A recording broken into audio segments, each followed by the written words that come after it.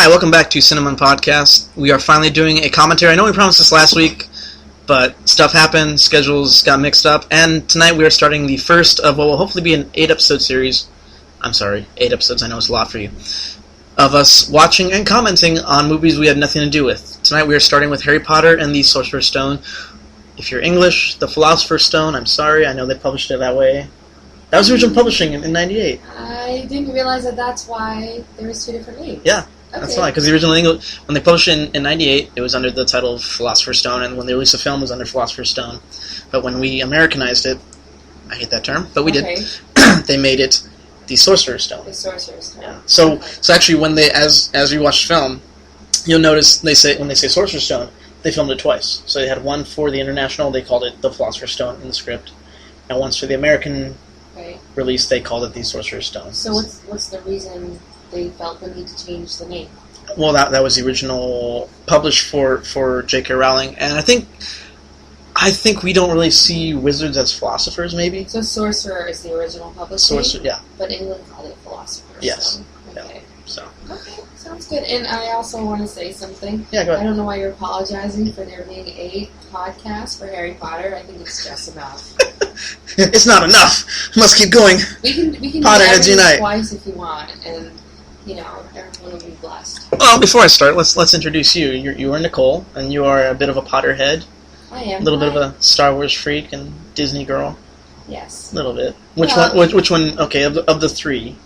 What? Which one would you say you know, or? Of what 3? Of Star Wars? If you had to pick between Star Wars, Harry Potter, or just like or Disney classic, Disney? which would you sit with? Oh my goodness. Like okay, Desert Island. You get one movie series. Which one do you take with you? Oh my gosh. Yeah. Well, you know what? So Harry Potter has. It has the most movies. The most. So if you're going to be on a desert island and you can take a series, that would be a very logical choice. Okay. As far as love and passion is concerned with the movies, well, Disney also has actually way more. So yeah, Disney but if you stick with Disney classic, that goes from like 1938 till 1967, 68. All right. Well, if I was slightly younger, I probably would have chosen Disney. But being now that I'm over the age of 16, I'm going to just a little bit. I'm going to go ahead and have to choose between Star Wars and Harry Potter. I feel like I have to make an intelligent decision and choose Star Wars. Okay. But I mean, so that means you get the prequels too. So. But those aren't. It's still Star Wars. It says Star Wars, and it's part of the canon. And then I get more to come. You get more to come. You get Rogue One in December. There's no more Harry Potter coming out. J.K. Rowling. No, J.K. Rowling admitted it. She said, "I'm sorry, but the character of Harry Potter is now being retired." Yes, but remember, you just read Cursed Child, which came out a couple weeks ago. I'm almost done with it. But those film rights have already been sold off to Warner Brothers. Warner Brothers has those film rights to adapt that play and book into a film if they want. Okay. But that's not going to be, what's the word? Canon? It's not going to be canon. I'm sure someone will find a way. Well, we have Fantastic Beasts coming out in November. Oh, yeah. The monster. Yeah, the monster, yes. Yeah. Okay. She knows that more than I do. See, I could not have pulled that out of my head. The Monster Book of Monkers. I saw the coming attraction, that's all I saw was but you remember, of the monster. Well, as we see the film, that's actually one of their school books. In the 3rd. Yeah. Yes. But it's also an actual published book. Is it really? Yes. You can find it in a bookstore. I had a stuffed one once. You did? But I gave it to a friend of mine who loved it just a little bit more than me. I felt like I needed to give it to her, so I don't own it anymore. But yes, it was a plush Monster Book of Monsters. That's adorable. Yes. That's adorable.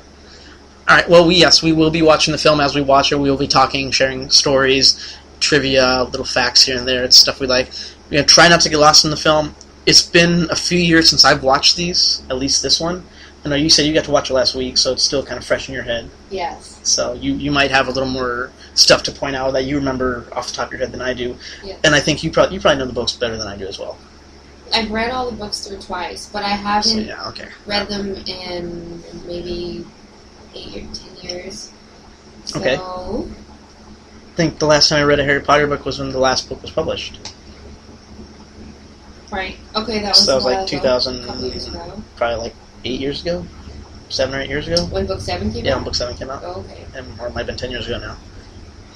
So no, it wasn't. No, it wasn't that long ago. It wasn't more than like 8 years ago. 7 or 8 years. Yeah. So that's the last time I read Harry Potter.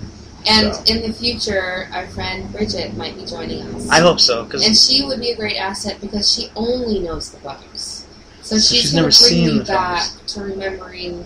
And, of course, in the books there's at least twice as much information and story parts and character bits and to talk about. Yeah. So the books are really fresh in my mind, but we sure are. See, I remember reading these in high school, and it was at the same time Lord of the Rings was coming out. These all kind of came out in the same year in 2001, I believe, 2002.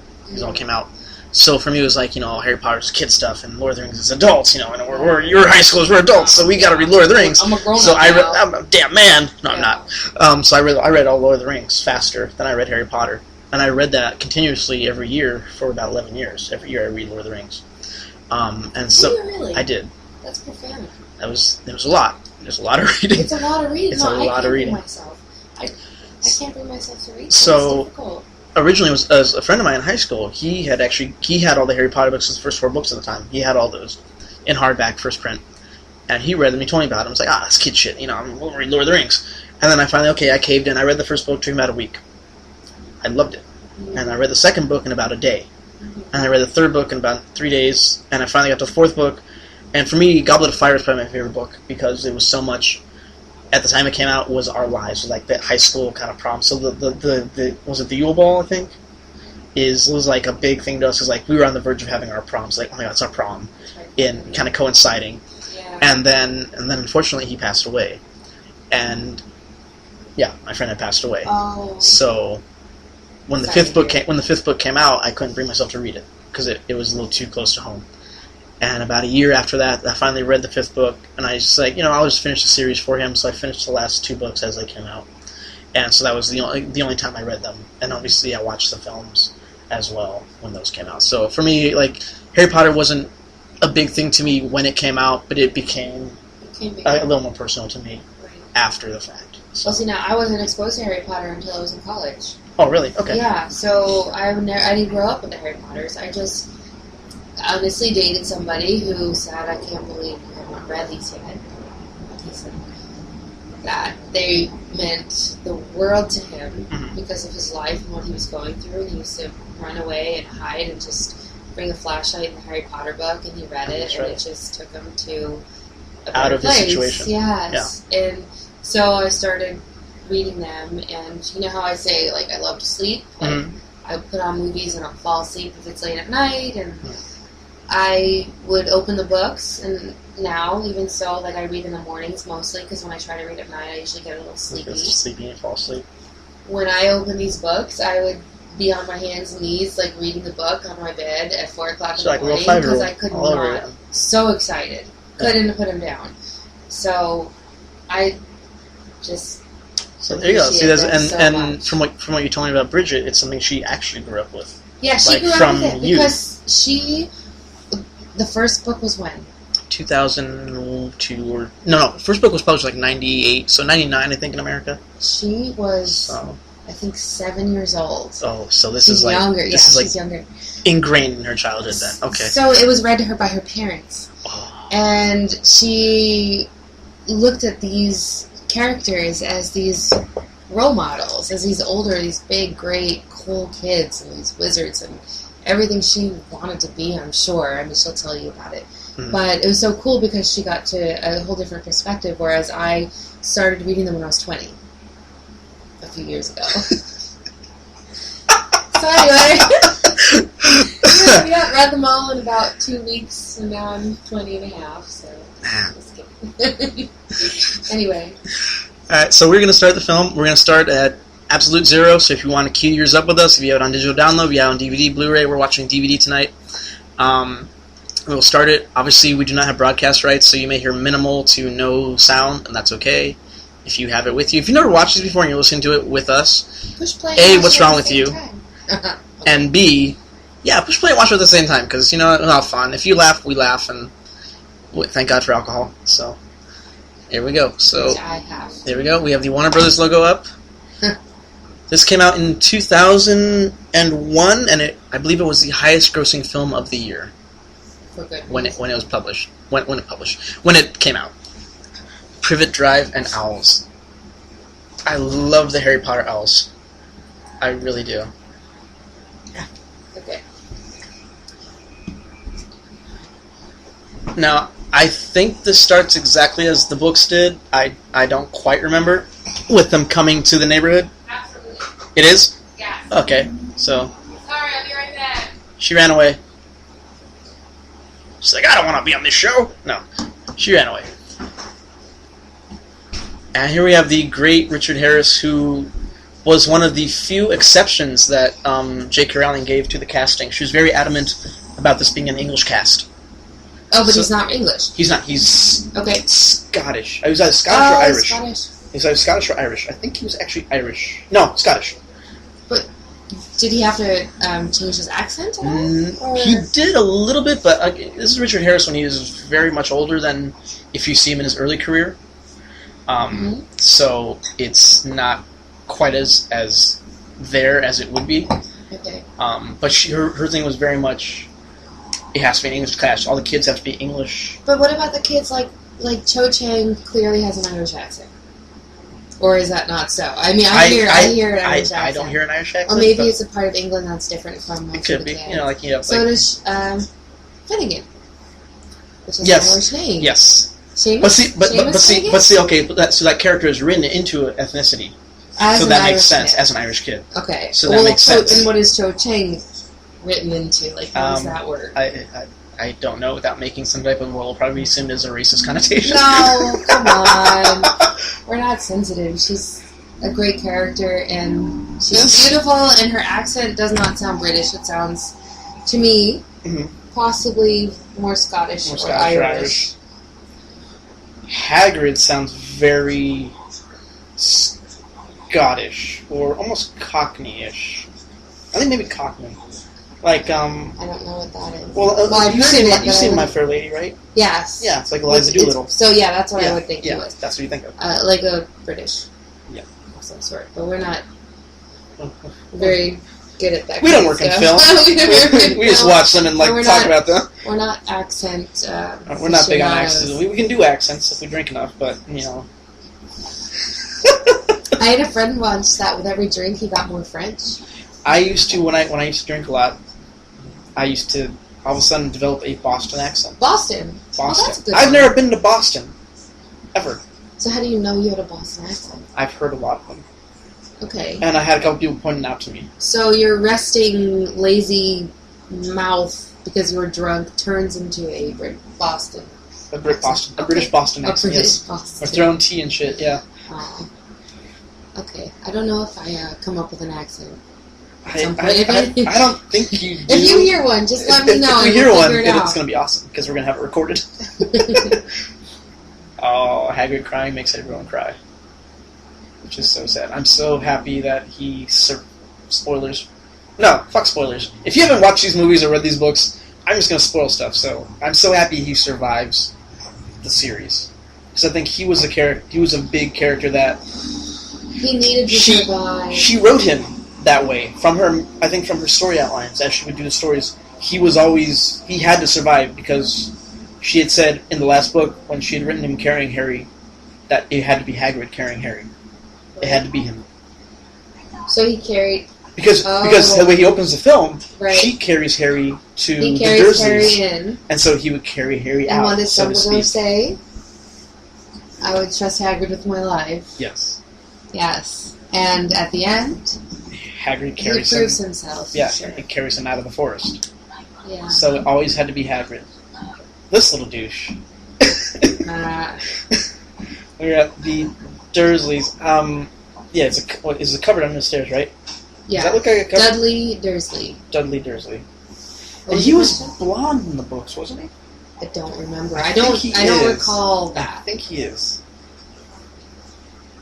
They did a pretty good job casting the two Dursleys. Parents. Yeah. Yeah. You have. I mean, she had kind of an olive oil, like, ant spiker kind of a description. Let's go with James and the Giant Peach for a second. Okay. Okay, so yeah, she reminded me very much of that when I read the books. And she's pretty good. She's very good. She's been in a lot of... she's one of those actresses that you recognize from stuff. You just can't remember her name. Because I know she was on a season or two of True Blood. And, was she? Yeah, she was. I did a couple of those seasons, but I didn't get... I never got into it the way some of my friends did. It was just sex and vampires. Like, all right. Yeah, I'm over not that. too much, not enough Not for much you. going on there. No, I agree. There needs to be... Sex is great, vampires is great, but there needs to be... There needs to be balance. There needs to be a lot more to it than that. I forgot his name. I forgot the character. Arthur Dursley? Is it Arthur? No, that's Arthur that's Weasley. Arthur Weasley. I forgot Mr. Dursley's name. I can look it up for you. Okay. Nicole's going to look up Mr. Dursley's name.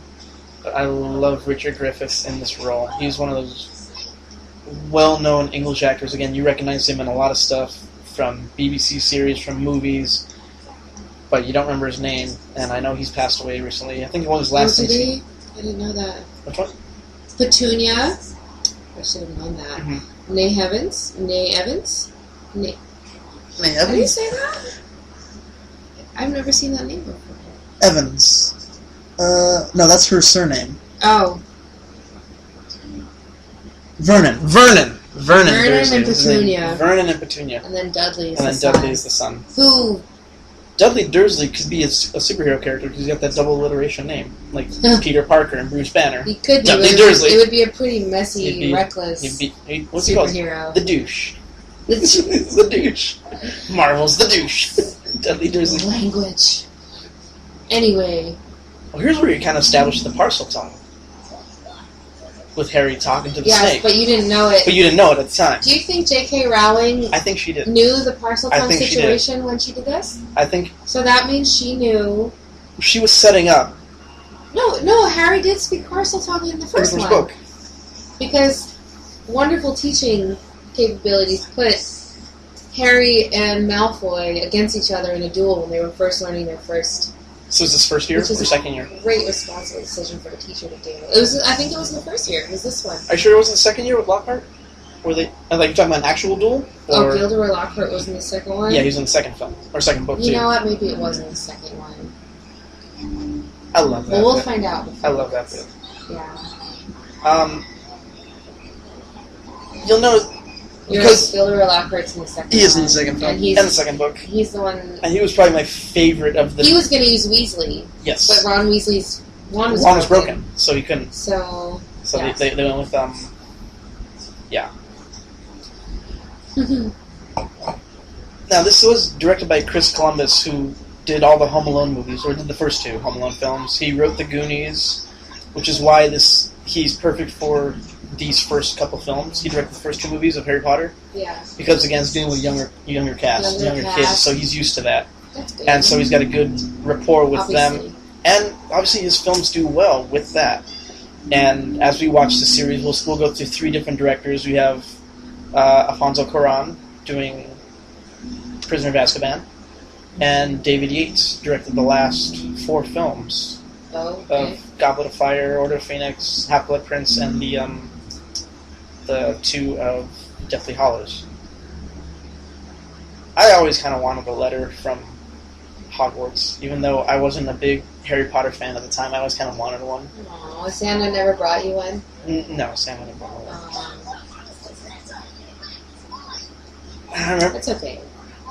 It's okay. It's okay. You'll be alright. I'll live. It's just Hogwarts just isn't really there for us outside of the Harry Potter movies. Well, it's there now up in LA. We have the Wizarding World of Harry Potter, which is... But Hogwarts is there, but Hogwarts you can't go and learn stuff. Yeah, well, yeah, not yet. Which, the ride... Have you been yet? I have not been. How is it? So, I get, motion sick on everything on the planet, so I'm ready to get motion sick. And I had already been warned that it's pretty intense. Okay. So they had opened the ride before they opened it to the public, to all the staff. Okay. So all the staff went on it, and half of them got sick because it was very wild and very rough. So yeah, they said people even puked. It was great, right? So they opened it up to the public anyway. The longest line at Universal Studios in the Harry Potter world, Wizarding World of Harry Potter. Anyway, I went on it, and yes, I was violently ill, but the ride was so it was worth it. Good that I forgot how sick I was most of the time. Really? And I even almost caught the snitch. I did. Really? I did. No, I'm pretty good. I think I did. I'm pretty good. I'm pretty good. It was right there. She'll be the seeker. When we finally get Quidditch going in this world, I might be a seeker. Nicole will be a seeker. No, it was great. It was so well done that you couldn't tell. I mean, it was virtual reality, and it was It's a motion ride. What's a simulator? Flight simulator. Okay. It was like a flight simulator mixed with virtual reality. Okay. Was it 3D you or had was glasses. it just... Okay, it was 3D. Okay, it was that's how I was classed. If it wasn't 3D, I wouldn't have been able to reach the snitch. I mean, it was like right in front of my face. And I was so taken up with the ride that I literally reached out and just grabbed that thing. Like, nice. Like it was so good. Like you were in a Quidditch tournament and you just rode like the Gryffindor ride over the lake. Where like Gryffindor's like talons like scrape the lake, and, like your toes were like in that lake. It was so good. Like I was. Now, I was so impressed. So when they do that ride, right now all the posts come in the mail. It's neat. Harry wants his fucking letter. When do they do it as like a full thing? Okay, so it's 3D. It's a motion ride. It's a dark ride, so it's like you're in a dark room with just like a 3D screen going. Is it also like environmental? Like, is there smell? Is there obviously sound? But like smell. There's definitely air. So you can smell like air. And you're definitely not in a flight simulator where you're staying in the same place and only move up and down and sideways. I'm going to say it was actually like a roller coaster. Okay. But flight simulated and virtual reality enhanced the whole way. Okay. Like, we're literally in, like, you get in and you sit. I don't know how to explain this well. There's 4 seats in a row. Okay. And then you sit in them and you have like a harness over you. A thing that comes down and has to lock into place like you're going on a full-on roller coaster. Okay. And it takes you in somewhere. So it was actually a roller coaster. Oh, so it is. Oh, yeah. Okay. So it's kind of like that. But you can't really tell how far you actually went. Like you could have gone up 6 feet. And then you could have gotten over 4 feet. Okay. And then you could have gone down and jumped up. Okay. So we could have been in a room that was maybe, I don't know, 100 feet high, 100 feet wide. We could have been in the entire Hogwarts castle. Okay. Like, I don't know how... That actually would be really cool if that's what was inside the castle, that ride. I was trying to think about that, how far we actually went, because I really need to know, like, the real... Like, I can't just let something happen and not care. I have to figure out how it happened. And it was really difficult. For me, anyway. I mean, by all means. But overall, it's worth it. I could go on it a second time and be like, why did I even figure this out? But I don't know. For me, it was a wonderful experience. Nice. I kept wanting to get sick, but then it was so great that I kept not getting sick. So there you go. Anyone who gets motion sick out there and is curious about the ride, just do it anyway. Because trust me, if I'm going to get sick on something, I'm the one who's going to do it. So if you're one of those, then you'll be fine. The only thing I could say I have similar to that is when the Jurassic Park ride came out. I think like 96 or 97, I think is when it came out. And I don't know if I ever went on that. I went on it a month ago. Okay. But is it updated or is it? No, I don't think they've updated it recently. Not that I know of. So it was like a Congo River. It's a boat ride. Yeah. Yeah. So it has that. At the end of it is you go down an 80-foot waterfall. But what happens right before you go down the 80-foot waterfall? I'm not going to tell anyone because I don't know if they've been on it. But for me, it was like, okay, I knew the waterfall was coming. That's I know is the end game. And you're happy the waterfall came. I'm not, because I hate... I'm not a big roller coaster person, so I knew that was coming. It's like, I don't want to go on this. But my love of Jurassic Park was like, screw it, I'm going on this ride. I've only ever been on it once. Right. I have never been on it again. Now that, I'm past the age of 16, because we're all in our 20s here, I may have to go back on it again, just for the sake of doing it again, because you definitely should. I need to. It was good. The Dilophosaurus just spitting at you right in the eye. I mean, it's great. Now, it's right that Hagrid's wand is in his umbrella, right? It is. Is that what it is? Okay. You know what? I don't remember. Now, this is where I would have rather read the book before this, which I didn't have time to do because my life is weird. I don't have the books, unfortunately. Like we have I have some of my them. roommate has one of them. My roommate has 2 copies of the 7th book. I don't know why he has 2 copies. I think he bought one and one was given to him around the same time, so that's why he has 2. But yeah, I have none of the books. But Hagrid is not allowed to do magic. That's right. Because of something that happened in the 2nd book. In the 2nd book, The Chamber of Secrets, which is the one that I know least about because, in my opinion, it was the weakest book. It is kind of the weakest book. It is a little bit kind of the weakest film as well. And I heard it was because she rushed it because the first one got such great results that they said you need to put out a second book by this time. Yeah. And it was underdeveloped. Like, I feel like most of the 2nd book doesn't even really need to exist. Well, I've heard that also about the 5th book, too. Order of the Phoenix. The Order of the Phoenix. I mean, the only real key thing that happens. They all learn how to fight. They all learn how to fight, but I mean, the only real key thing that happens in there is, again, spoilers. So 3, 2, 1. If you don't want to hear it, don't listen. Is the Sirius Black? Yes. That's like the big climax of that book. Well, and we'll just leave it at that. With Sirius Black. We'll wait till we get to that film.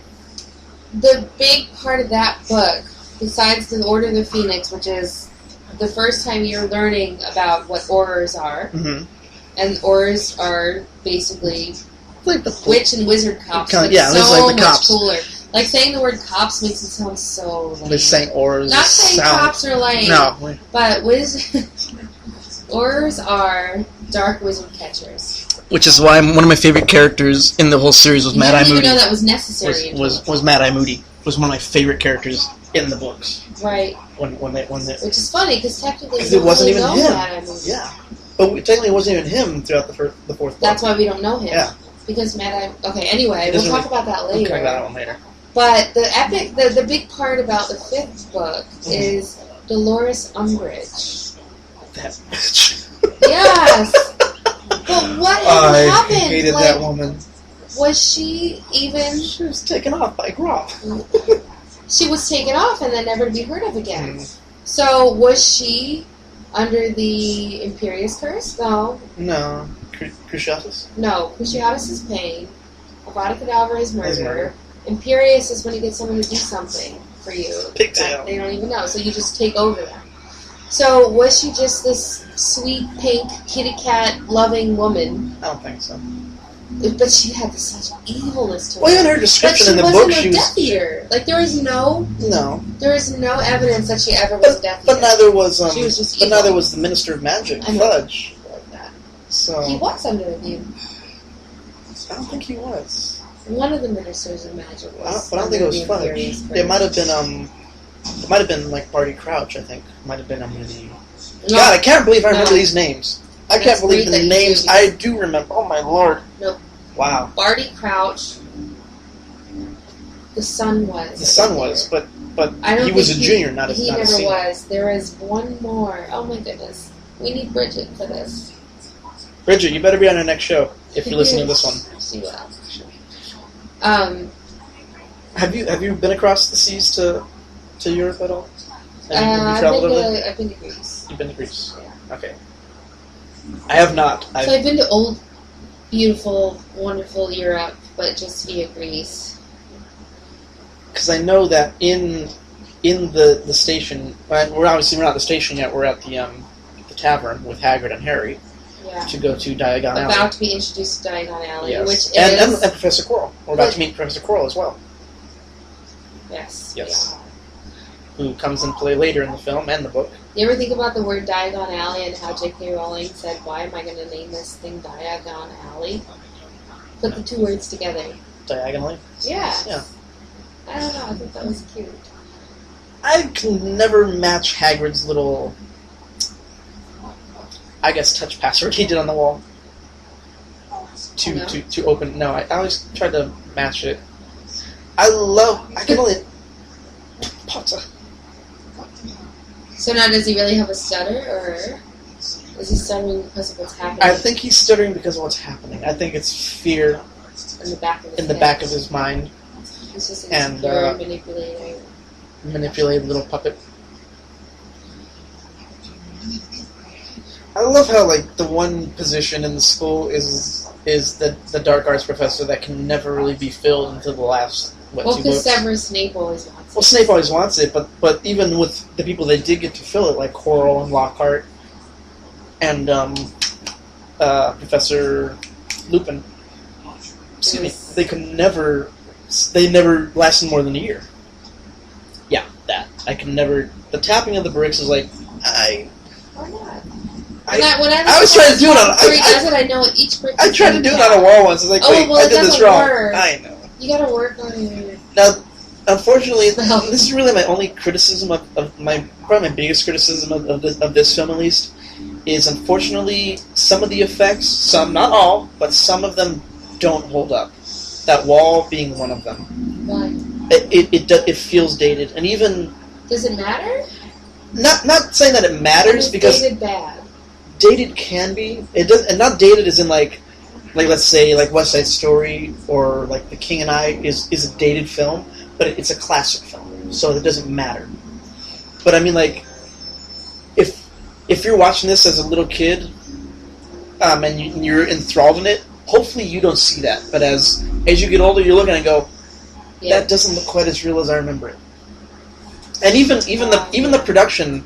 Because you get old and it stinks because you start analyzing. You start to analyze it. You know, you're kind of like that. You know, it doesn't matter. We all get tainted and such as we get older. And the Nimbus 2000. Yes. I wanted one. Nothing was better than the Nimbus 2000 as far as flying devices until the Firebolt came. That's okay. Gringotts. Ain't no safer place. It's all crooked. And I forgot, why is it goblins who are the bankers? Because they're clever and mean. Is that our perspective of bankers, that they're all goblins? Well, what's a goblin? I mean, fantasy characters such as goblins are interpreted very differently in different movies. And different... Yes, exactly. I mean, you know, trolls are like... In this one, trolls are like big giants that are dumb, but evil and mean. Whereas trolls are like these little sneaky things that lived under bridges. And like Once Upon a Time... the Billy Goats. 3 little Billy Goats. Right, Billy Goats Gruff. So this is just J.K. Rowling's interpretation of a goblet. They have a goblin. They have big noses. They're mean. They're very kind of no sense old of man humor, looking. But they're honest and straightforward.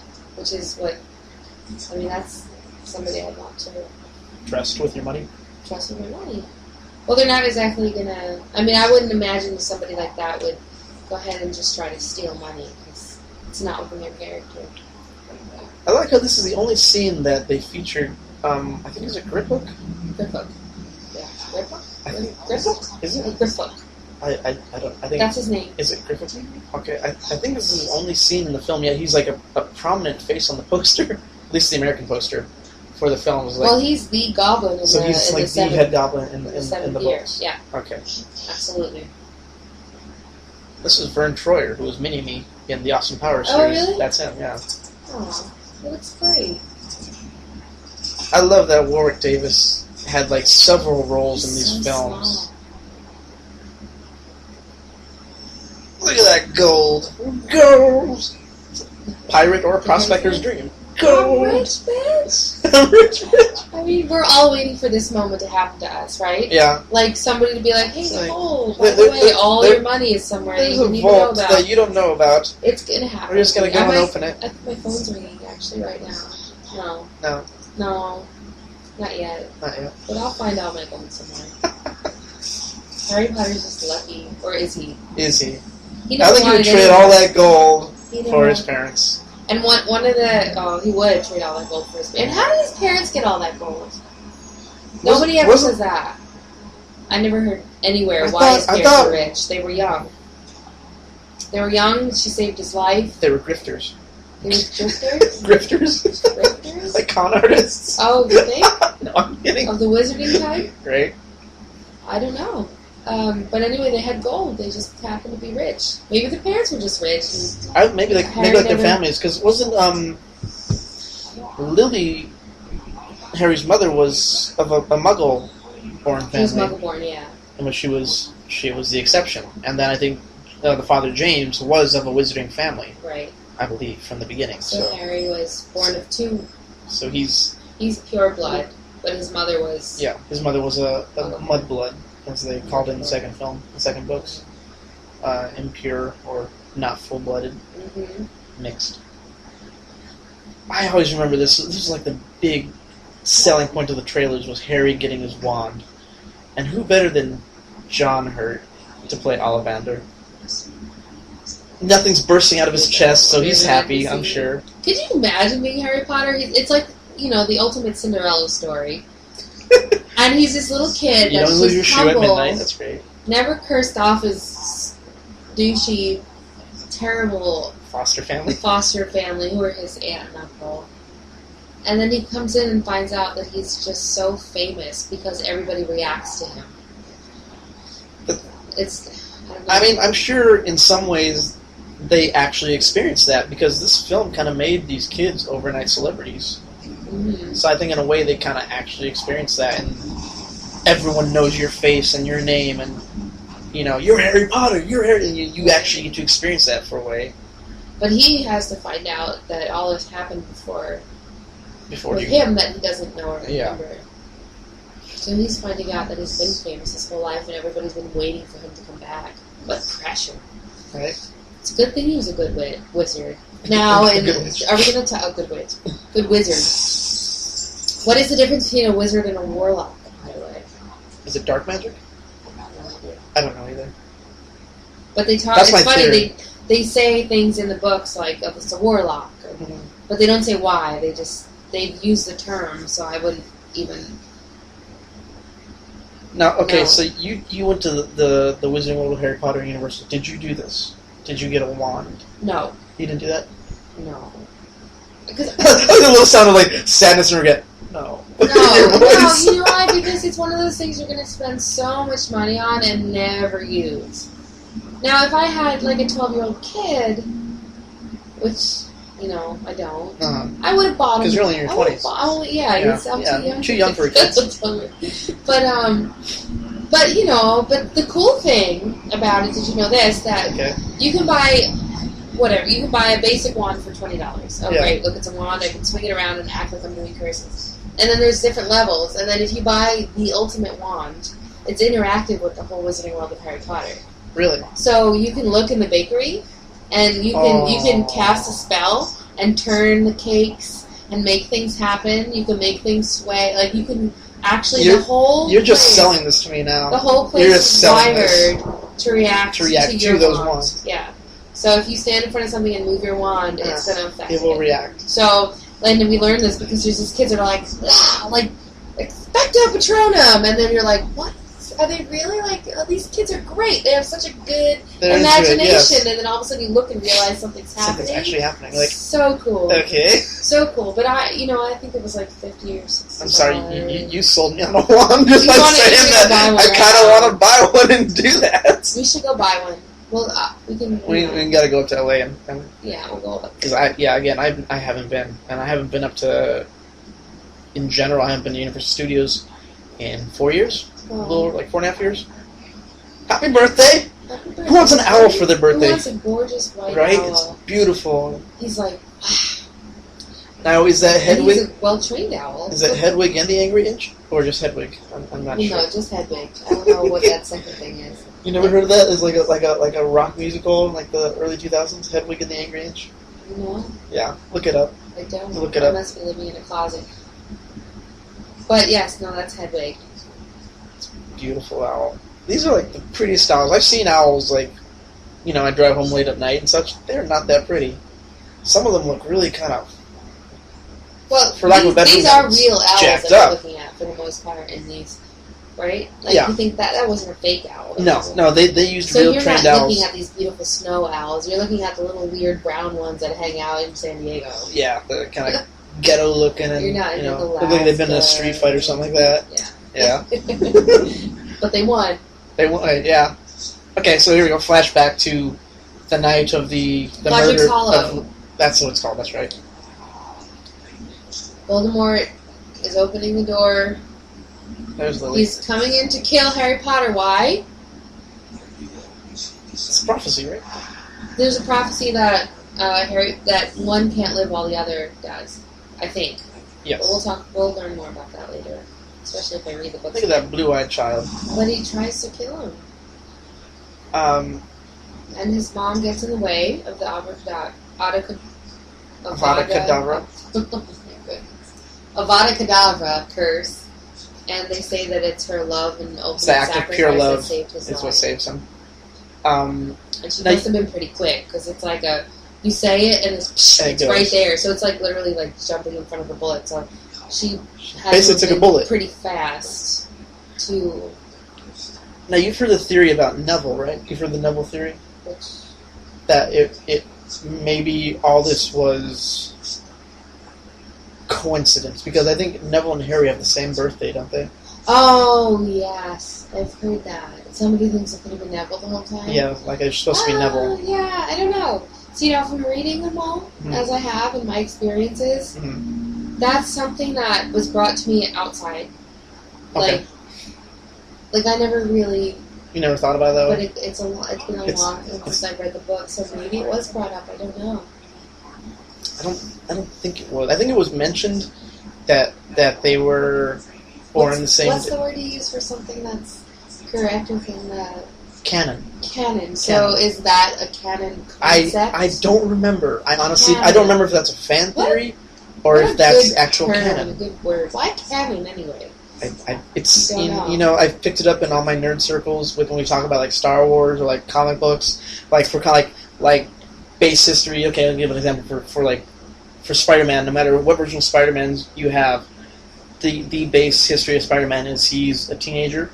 He gets imbued with these powers. He uses them for his own kind of financial gain at first, and due to his kind of cockiness, which leads to him losing his uncle, and therefore he lost his uncle because of cockiness? Yes.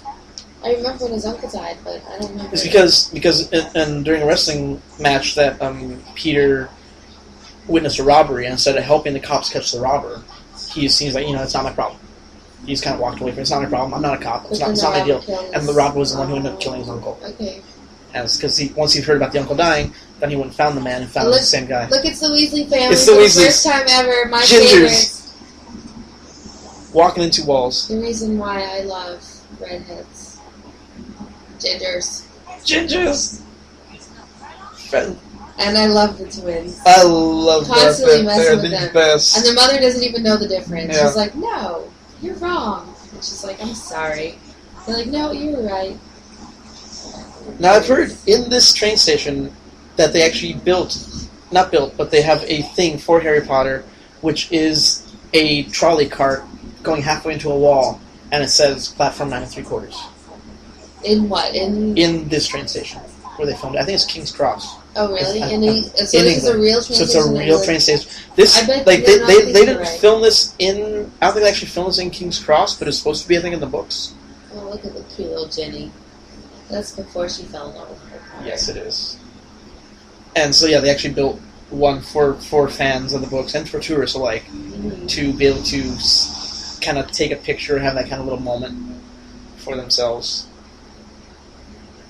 And they got so lucky with these kids with the age that they were at. And Ron was older. I think, was he the oldest one?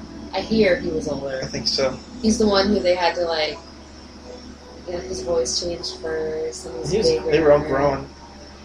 It's always a gamble. It's always difficult. It is. You don't it's know always hard because they didn't know, because when they had done this, when she actually sold the film rights to the books, she only had the first 4 books that she sold the rights to.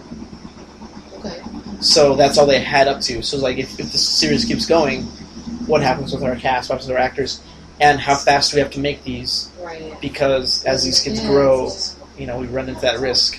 Yeah, so I believe, and I could be wrong, but I believe that Ron was older, and he was the first one to turn evil. Not evil. Perfect. I love Ron. He's great. Do we want to talk about the new play, or because I keep thinking about? We can. I mean, I don't know much about it. You've been reading it. You said you're almost done, right? I've been reading it. So the whole concept is it's their children. Okay. All right. And it's like, what, 19 years later? 19 years after the last book or something like that? At least 20. Okay, at least 20 years. And, their kids, Ron's son, no, Ron, Hermione, by the way, is, I don't want to spoil No, it. I know about that. Yeah, but I'll spoil it for everybody who's listening. Okay. No, you find out right away. Hermione is the Minister of Magic. Okay.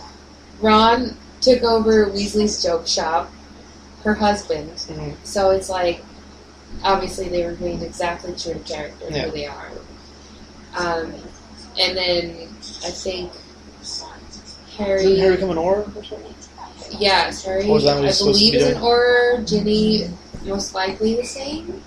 But it's about the children. Mm-hmm. And he's the cursed child, so I'm thinking so far, because I haven't finished it yet, the cursed child is Harry's son, Albus, named after Dumbledore. Albus Severus Potter. Who gets sorted into Gryffindor or Slytherin? Slytherin. Slytherin. Oh, he goes in the Slytherin house. Yeah. A Potter in Slytherin house. A Potter, which Harry could have been. Yeah. But Harry willed himself into Gryffindor, Yes, he does. which we're going to find out in a I few love minutes. I love that was part of it. Like You're on the train right now. I actually didn't know that. Like, because the Sorting Hat gave Harry Gryffindor because he asked for it. Because he asked for it. And he was good enough for it. Because I had actually watched the film. Oh, look, there's Hermione. For the first time, look how cute she is. She's asking Ron to prove himself by giving the spell he was trying to do, and then he... For Scabbers, right? Totally messed up Scabbers. And it's weird to think, okay, so now, since we know these films and we know the books, and hopefully you do too if you're watching this with us, because obviously we're throwing stuff out left and right as it comes to our heads. Yes. That the whole time, from the first book until, like, the middle of book 3, that's Peter Pettigrew the whole time. That's one of the... yeah! Yeah! Uh-huh. And so... Oh, she fixes glasses. She does. And she does it in every year, almost. Almost. Not every year. Well, doesn't Luna fix his nose? Or is Hermione in book 5? Yeah. Is it Hermione fixes his nose? In the second. Wait, the one where... The Pisky. Yes! Luna! It is Luna. She goes at Pisky. Yeah. It's because Draco punched him he kicked him in Kicked the him face. in the face and broke his nose. Under his ability cloak. Little bastard. He got dirt on her nose. Right there, love. Her deliveries were so good. I mean, for such a young girl acting in this, she was already ahead. I think of almost aside from like the main your veteran actors, she was very confident and very strong actress already. I don't. They all. They grew honestly, into the it. only one I can say maybe wasn't was Harry. Well, but Harry's character was always very unsure of everything. Yeah, because he was finding out everything for the first time. But I mean, even standing back and looking at it from having some experience with theater is like some of the deliveries. I'd be like, maybe one more take with just a little more inflection this way or that way. Or a little more wonder to it, or a little more mystery, a little more hesitation to it. I'm sure they did. Because I'm sure they did too, and obviously I'm not a director, obviously I'm not an editor either. You don't know which one was better, I don't know which one was worse, I don't know which one they needed why they made the decision to go with the ones they did, and obviously they made the right choices because this was the #1 film of the year. So what the hell do I know? But as they grew up, they became better actors, and it really showed. Of course. But how did they know they were going to be good actors? Because I don't think... I mean, not saying that... I'm not comparing them to, like, Meryl Streep and Dustin Hoffman or anything, but, I mean, they all ended up doing a decent job all the way through. It's not like one of them ended up stinking up the show because of their terrible acting. Like, they all were good actors as they started and then kept going with being decent actors. I think also, probably you learned have... a lot. Because your whole supporting cast of teachers is basically the Royal Shakespeare Company. And you have... Maggie Smith and Richard Harris and Alan Rickman and like you have the real Shakespeare Company of supporting players to look up to who can basically mentor you through the films. Right there. And Maggie Smith is so wonderful in this film. I mean, she she started winning my heart over in this, but just falling in love and watching Downton Abbey over and I never got into that. Goodness, if you want to see Maggie Smith be incredible, okay. I'm sorry. I'm sure she's been incredible in other things. Well, we were looking at your movie collection earlier, and I remember my first time seeing her, was in Hook when she played Wendy, when she played older Wendy. Well, yes, which is she was good in that, but she didn't have to. I mean, okay, it was a fully demanding role. She owned it. It's one of those roles where she was good, but you didn't know how good she was because it wasn't a demanding role. Yeah. But it could have been bad. But it was brilliant, but you just didn't know it because there's so many other wonderful things happening in that movie. Mm. In Downton Abbey, I don't want to discredit the whole thing because I love that show, and I love everything about it. I love history. I'm a historical fiction buff. Like, love it. Okay. Love history. But Maggie Smith just totally put me on my ass, with her one-liners, her everything. Her full delivery, her character, everything. But even the full delivery of the character and everything, but even the way she was written into that whole series was the most brilliant character of all. By far. Because she was the grandmother. She was the one who... So is she the matriarch of the family? Or? She's the matriarch. She is the matriarch. She is the one who's stubborn, the one who you don't think is going to budge, but the one who budges at the perfect times. Okay. They turn the lights on and it's electricity for the first time. And just the way she reacts to the fact that there's lights on in a house it's hilarious. It's so hilarious, and it's something you would have never thought of. You know, them living in these castles where there's oil lamps and lights and candles everywhere. Somebody flips a switch and she's and she freaks out because there is light that is unnatural above her. So, and what I just said and did, which you didn't see what I did, I was pretending to be her, there's nothing to how she actually makes you understand. It's just great. Basically, Nicole reacted to light. I reacted to light. She reacted to light in a very dramatic way. Yes, and I'm not a performer of that sort. But Maggie Smith is she's incredible, and she's wonderful, and she's worth watching the entire series of Downton Abbey, even if it's not your thing. Mm-hmm. If you want to see an amazing actress I'll have to. In her, that is what you just have to see it. I'll have to watch that then. So and she's so old in it too. She's playing an older something now. Yeah. Well, it's it's done. 70s, yeah. Downton Abbey is done now. But the funny thing is, I heard her being interviewed. I think it might have been on NPR. Mm-hmm. And they said, what can you say? What can you tell us about your experience in Downton Abbey? And she said, well,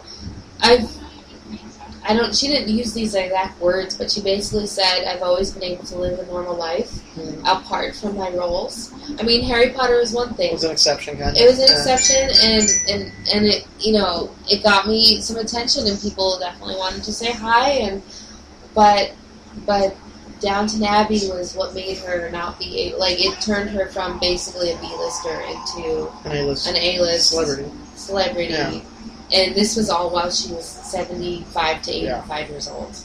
It's just incredible. And she is truly incredible of an actress. She's beautiful, and the way she taught, everything about her just is wonderful to watch.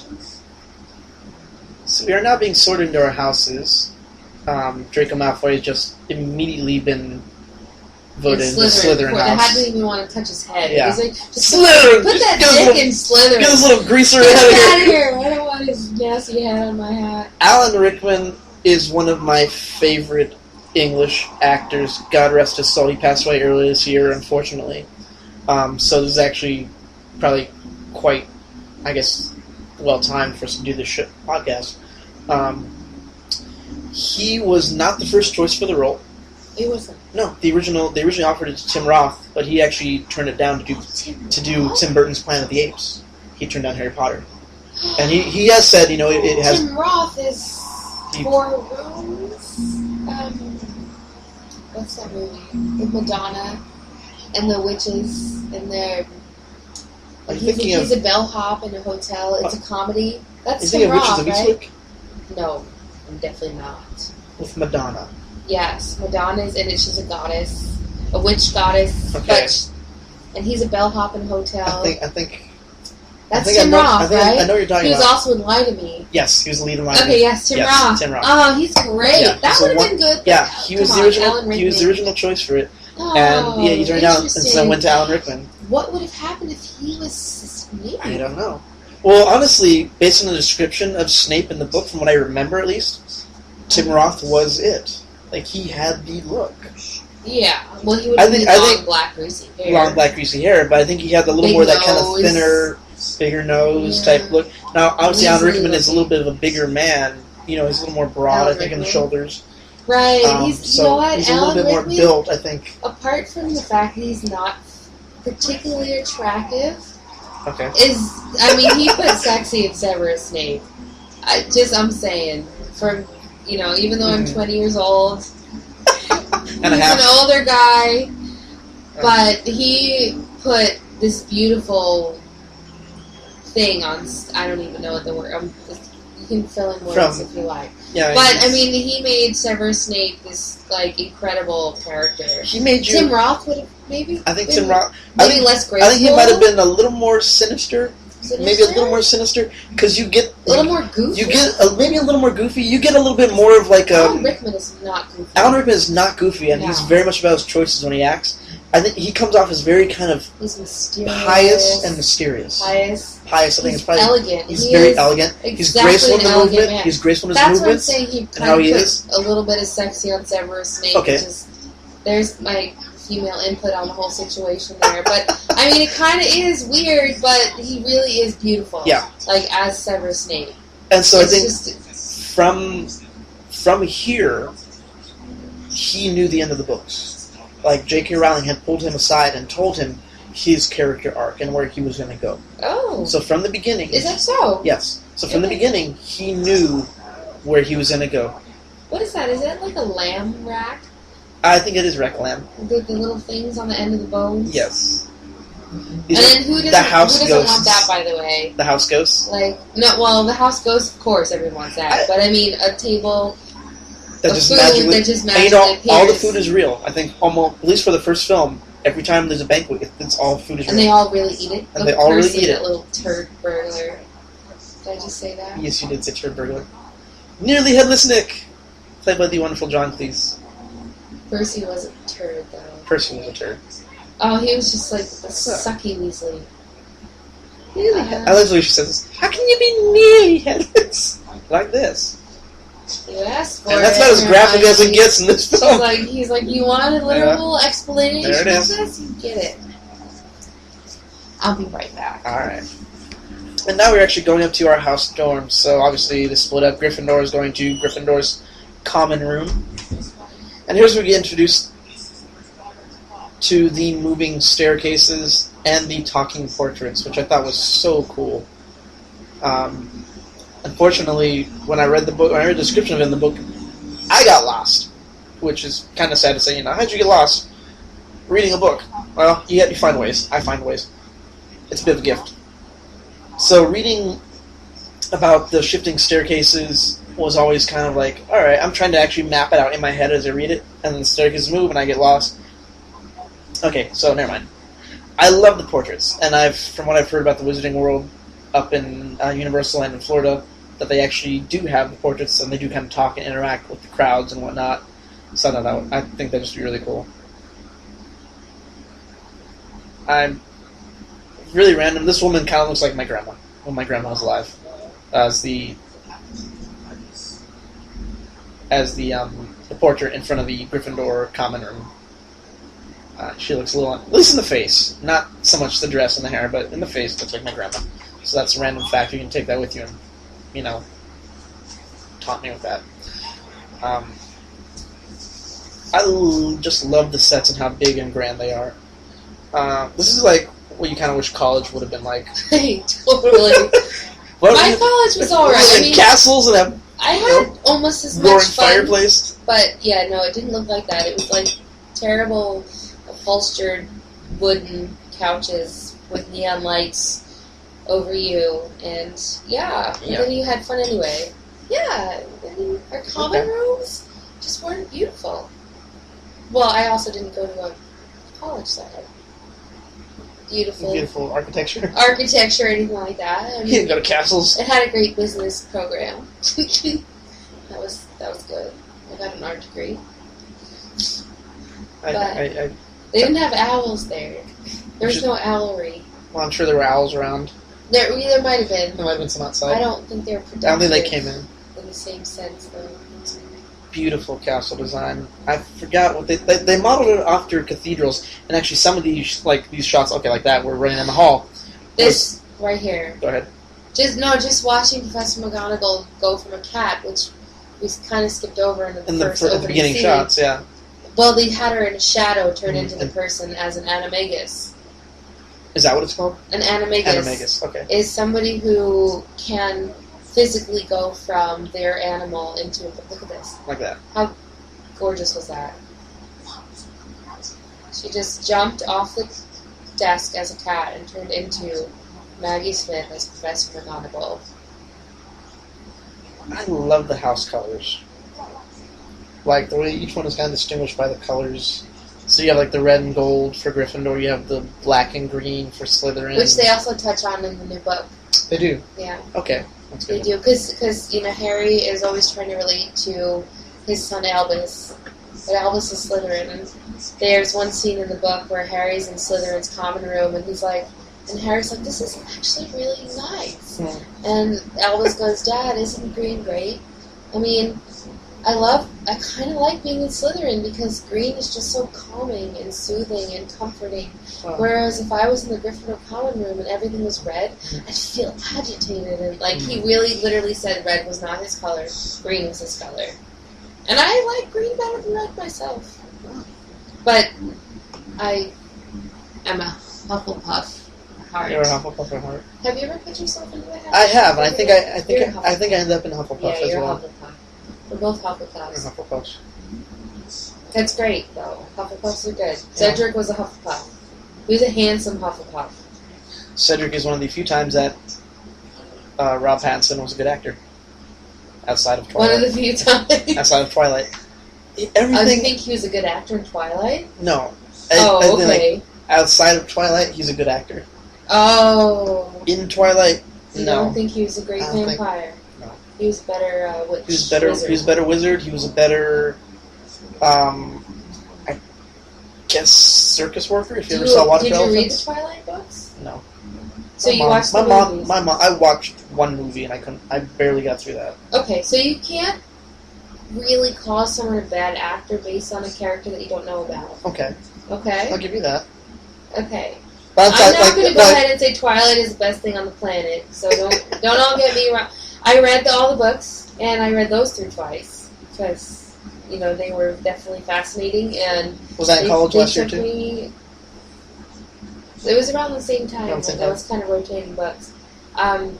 Definitely, there's so much more in the books where you actually learn what they're feeling, what they're going through, why they're being the way they're being. So Robert Pattinson was being everything that was in the character book, was. But you didn't see it, you didn't know it, you didn't understand. Because maybe he didn't make you feel it, but you can't understand and feel what you're supposed to understand and feel without knowing what's going on. Okay. He was constantly in agony. Okay. Because he constantly wanted to eat her blood. He needed she had. So was fighting the hunger the whole time. She had this amazing aroma, as her blood, to these vampires, which one made her his soulmate, but two made him want. He had never been challenged before to not kill somebody and drink their blood because he was good. And he and the whole family was this group that got together that said, we are going to be humane and civilized, and we're not going to kill people. We're going to drink the blood of animals to survive, and we're going to be a productive part of society and actually help people because we love them.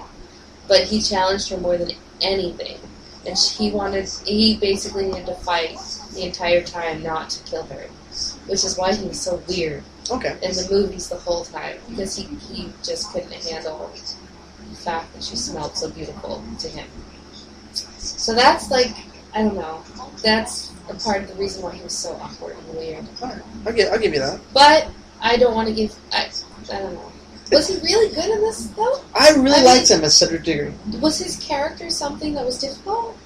It depends on how you interpret the character. I think most people have pulled off. I think most people could have pulled it off, but for me, it's like I felt it when he. Again, spoilers. If you haven't watched these again, we're going to spoil some stuff. So no, we're not going to assume anybody hasn't read or at least watched the movie. So go for it.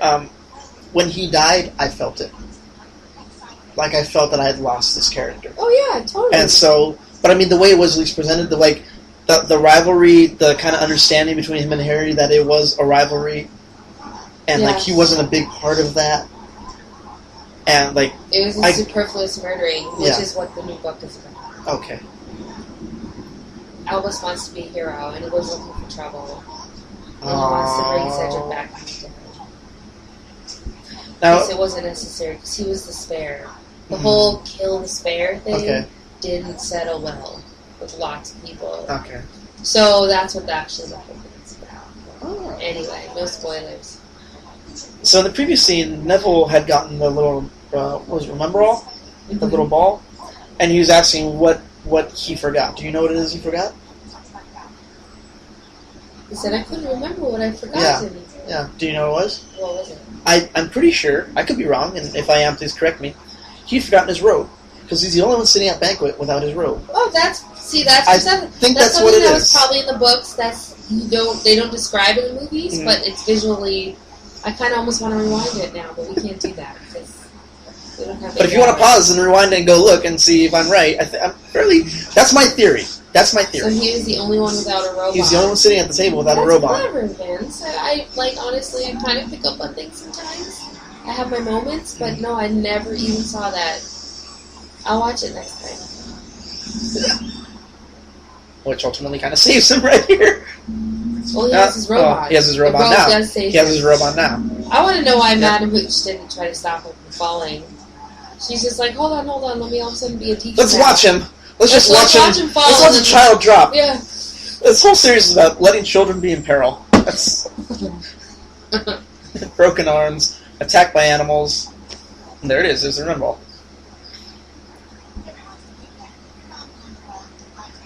I like how she has the boatswain whistle. Like that's an old seamen used to use. Oh, really? On boats, on fishing boats, and the Navy officers they use it. It's not more of a ceremonial thing than it is actually used anymore. They're just like punch him, just punch him in the face. Come on, look at this, is like Captain America: Civil War. Two people who are supposed to be on the same side, and they're gonna fight.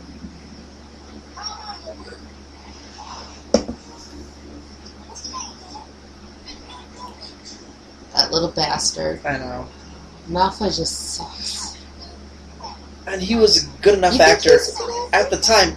He sold you on the character. He did. You hated his character. But I mean, was he okay? So you don't want to judge an actor by what else they did besides what you're watching. You just want to watch what they're watching. I mean, I can overall look at a person's career, which is what people will do. They'll look at their whole career and be like, okay, he was a great actor. Yeah. But if you really take it apart, like Heath Ledger is thought of nowadays as a great actor.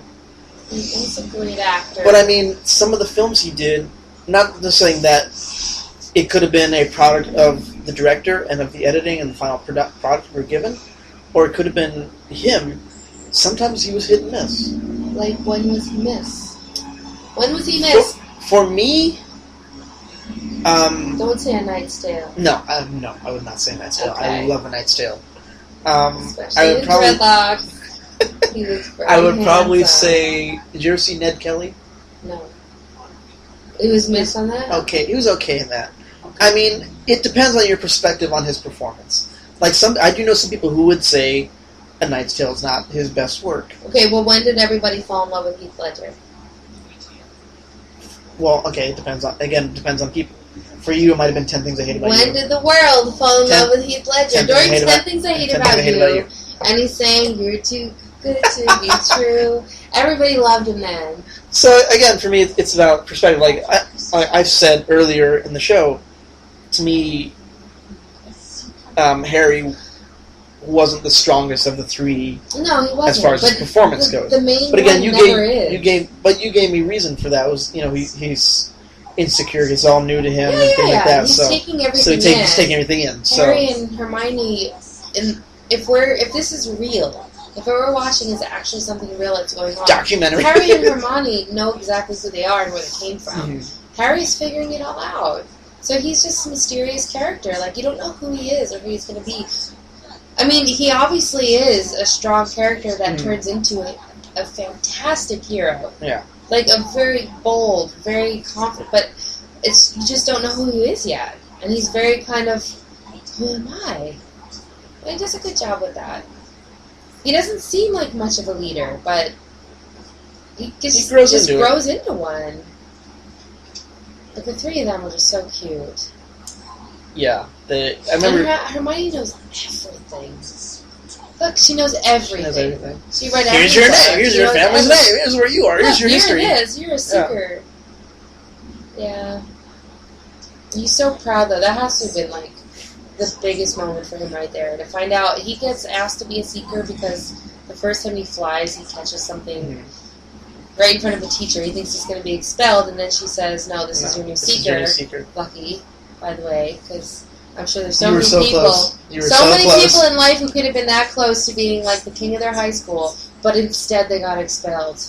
And then their life was just, Yeah. Anyway, so Harry got the good end of the shaft on that one.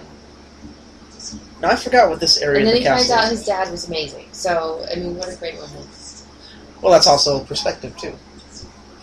Because according to Snape, later in the books... His father was a jerk. Kind of a jerk. And actually, his father was kind of a jerk, but he was still a good wizard. Yeah. And Lily, his mom, was a sweetheart, basically like Ginny. You ever notice that Harry's mom was ginger? A ginger, yes. Just like Ginny? Yes, just like Ginny. And Harry looks just like his dad. Well, he got a little arrogant, in a sense. Harry? Yeah. Harry, yeah. But who doesn't? We all do. I mean, when you have that much given to you and you are really that good, like, how can you not be a little bit arrogant? Yes. It's hard not to. It's just a very big, Mr. Filch. Yes. He was one of my favorite characters in the books. I like seeing him in random movies, and I just yell, Filch! He is a recurring role on Game of Thrones. Yes, that's the one where I just saw him. That's where you saw him. Because we just watched the first season of Game of Thrones. My parents just started rewatching Game of Thrones. I want to rewatch it. The first season. It's fluffy, right? Fluffy. Okay, it is fluffy, okay. Three-headed dog monster. Service dog, like... Service dog? Yeah, that's... don't pet the service dog. Service dog. What's a service? Guarding shit. Yeah, he's guarding something that Hagrid will not talk about. Right. I love, and we'll get to it later, obviously, but when we get Hagrid's dragon. What is his name? Norbert? Norbit. It's so adorable. Norbit, depending on the accent, I think Norbert would be the name. This is like her best line in the... Or worse, expelled. That is a scholar and a student. Like, someone whose mindset is that. That is a mindset. We could die. Or worse, we could be expelled from school. Even worse. That's actually, the funny thing is that maybe just basis of a goody two-shoes. The reason why I've gotten to where I've gotten at the age of 20-something that I am is because I've been afraid to get in trouble. Really? So I never did anything stupid because if it meant I could get in horrible, I was always afraid of the consequences. And I'm not saying I'm brilliant like Hermione, I'm definitely not. But I always did well in school, and I never really got into big trouble because I was just terrified of it. Yeah, I used to be that way.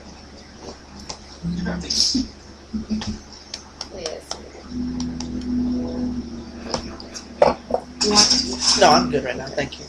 So Harry is now being introduced to Quidditch by Oliver Wood? Yes. Of Gryffindor House. Nice.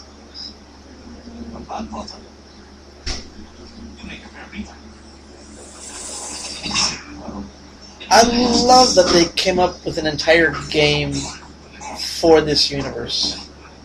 And they came up with rules and positions and a history. The game? Yeah. You know, there's a separate book, Quidditch book.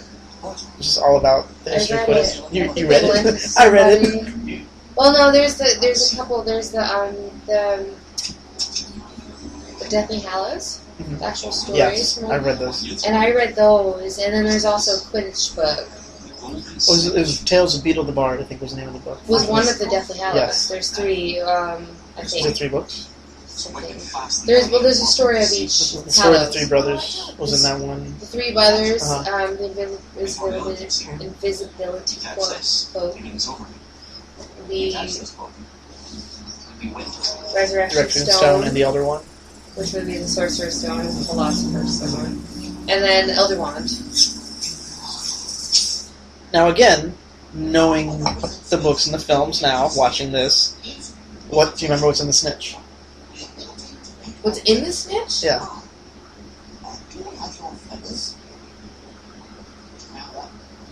You don't remember? Wait, no, I remember the significance of the snitch at the end, but there's something inside. Because it has flesh recognition. Because he eats it by He accident. almost eats it, yeah. And it remembers there's something inside, like a prophecy? No, not a prophecy, an item. Inside the snitch. Do you remember what it was? No. I'm wondering if I should tell you now or if I should just wait as we get further into the films. You know what's funny? Now you can tell that I watched the beginning of this thing a billion times and that. What's inside of it? Yeah. I remember all of this. You have to remember this. Oh, I'm a terrible Harry Potter fan. I don't remember. Tell me. I know someone has to be yelling at the. Why I don't. It's the Resurrection Stone. It's not inside. Yeah, it was inside the snitch. The Resurrection Stone was. Yeah, it was inside the snitch. The Fluffy was guarding the Resurrection No, Fluffy was Stone. guarding the Sorcerer's Stone. Isn't the Sorcerer's Stone the Resurrection No, it's a different item. They're 2 different stones. Yes, there's 2 stones. Like kidney stones. They're 2 different things. Oh. Like kidney stone. Okay. I love how poor Seamus, everything blows up on that kid. Yeah. He tries to make rum. He can't make a feather levitate. But he deserves it because he turns on Harry Potter Yeah. but temporarily. But he comes back. He's good. He's It's good. his mom that didn't like Harry Potter. And He's kind of following tabloids. I don't think it was in this time in the Great Hall, but for the first. We just want this right here. Right, For this is Halloween, Halloween. Pumpkins. Pumpkins everywhere. Lightning in Floating. the ceiling. Look at that carrot cake. Who doesn't Oh want my god, carrot cake. Oh. Apples. Well, whatever. You know what's missing? Candy corn. There's candy corn. Where? No, there is. There's candy everywhere, and you're sure there's candy corn in there. Okay, well, it probably is. Which is wax and high fructose corn syrup, but it's so good. It's so good. It's so good. Candy corn is like one of the few sugar candy. Like, I love chocolate, so if I'm going to eat something sugar, it's going to be chocolate.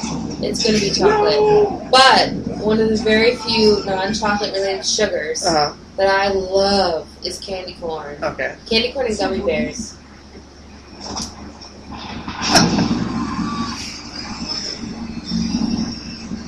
I should get some candy corn. Richard There Harris. you go. Right there.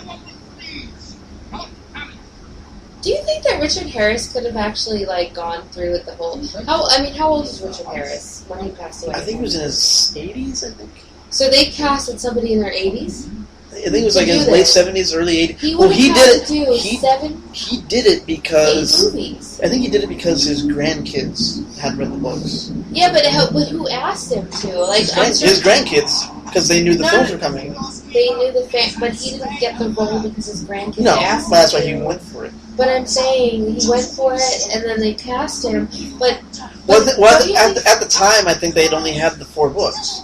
So I think he was originally contracted they had to have known for 4 books. But anyway, so he was absolutely wonderful. Yeah. But as all of you probably know, that that Dumbledore actually becomes quite active and in the later books. agile and nimble with his old self. Yeah. So, could Richard Harris have really pulled all that off? I really don't think so, and he probably would have. Well, I mean, Christopher Lee was also a much older actor when he did Lord of the Rings, and also when he did Star Wars. Christopher Lee.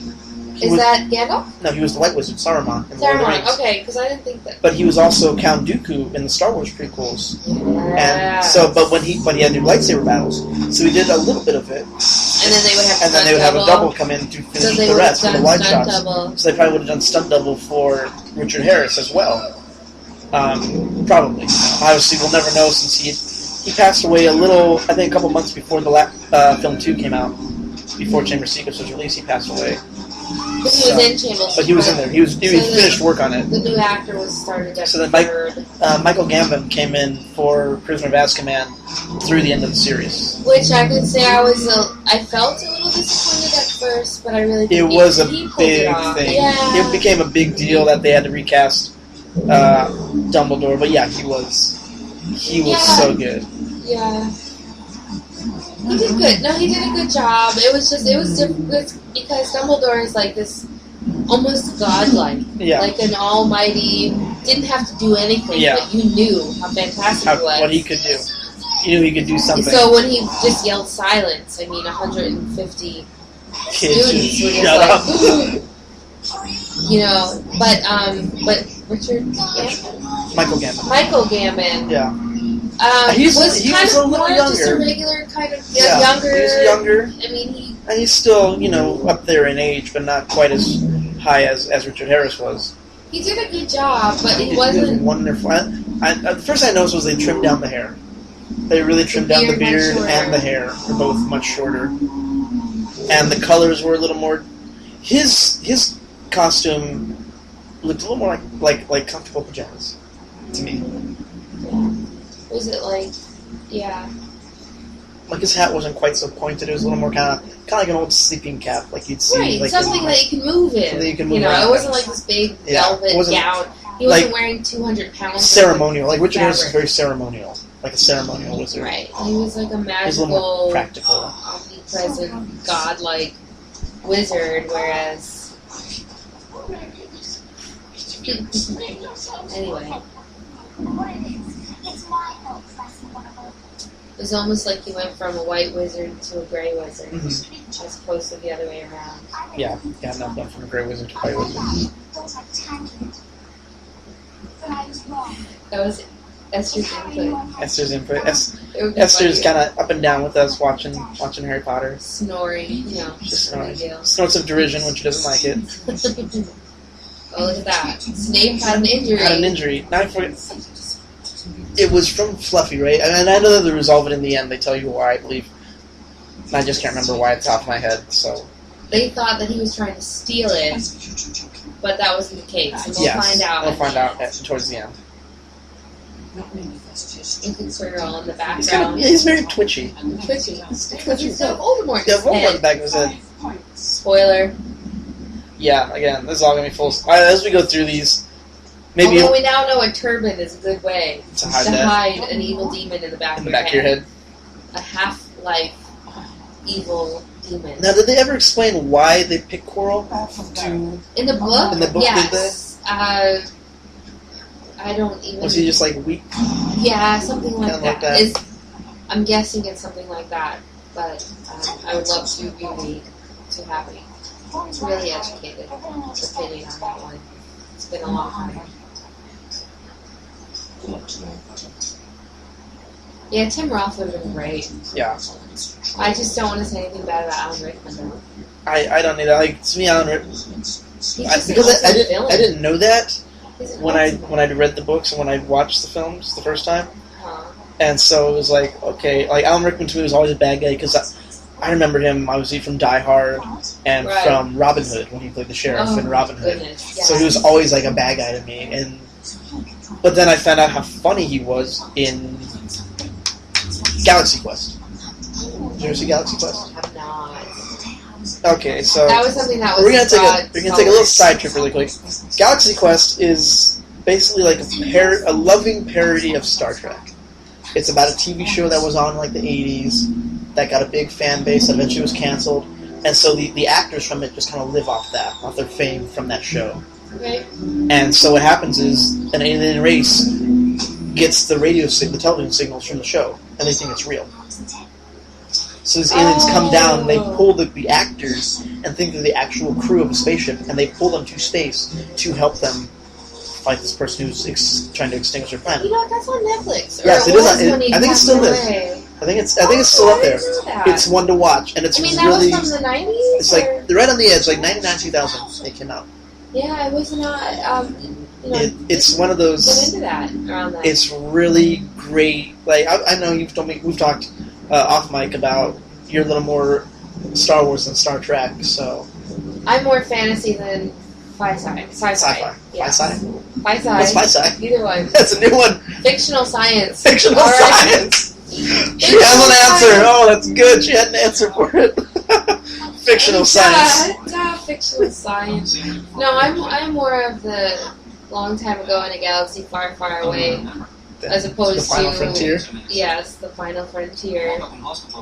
Although I sang it once in a choir. Star Trek. We did Star Trek. Space is the Final Frontier. Nice. It's great. You know, it's for the parents, really. It's for the parents. Yeah, but I never really got into Star Trek. Yeah. So Star Wars was just given to me from childhood. My father, and we're like, Star Wars, and then all of a sudden I was like, yay, Star Wars! I just fell in love. I just loved it. Yeah. You know, I did. I had a healthy dose of both, and I did lean more towards Star Wars. But I grew up with both. My dad would watch. He and I, our thing became like watching Star Trek Voyager during the week when it originally aired, so we'd watch that every week together. That was our show. Quidditch. What sport could you compare this to? Do people actually play Quidditch now? Yes, I've they heard. They don't fly. They can't fly, but I've heard they play it. So what is it? It's like an odd version of soccer. Mix of like soccer and rugby and basketball, I guess. Could you say that? Well, let's see. I know soccer is a heavy influence. So soccer is a big international sport. How many team players on a soccer field? It's like 5, isn't it? We have 5 look. There's like 7 right here. Is what I saw. Per team. Apart from the Seekers, there's 6 circling around each team. Yeah. So that's a big team right there. I guess basketball, but. A little bit. I can see polo. Like water polo, maybe hockey. Water polo. Maybe hockey. Hockey because how fast it. Okay, so it's like a very fast hockey type. Water polo because they're not standing; they're flying. They're flying. So swimming would be the closest to flying. Okay. Which is. I'll give you that. Yes. But it's freaking badass and rough like rugby. Yeah. So yeah, there you go. And it's a big leather ball. I think rugby is kind of... Rugby, I think, is kind of... I watched a little bit of rugby in the Olympics. Cause we just had the Olympics, obviously, you know, if you watched them a few weeks ago, and I remember watching a game of rugby. I think it was like a women's team. They were rough. Were they? I never watched rugby. Yeah, I know there's an rough. episode of Friends where there's some rugby. Where Ross tried to prove himself. It was really funny. Great episode. But yeah, I don't know too much about rugby. I played rugby once, and yeah, it's rough.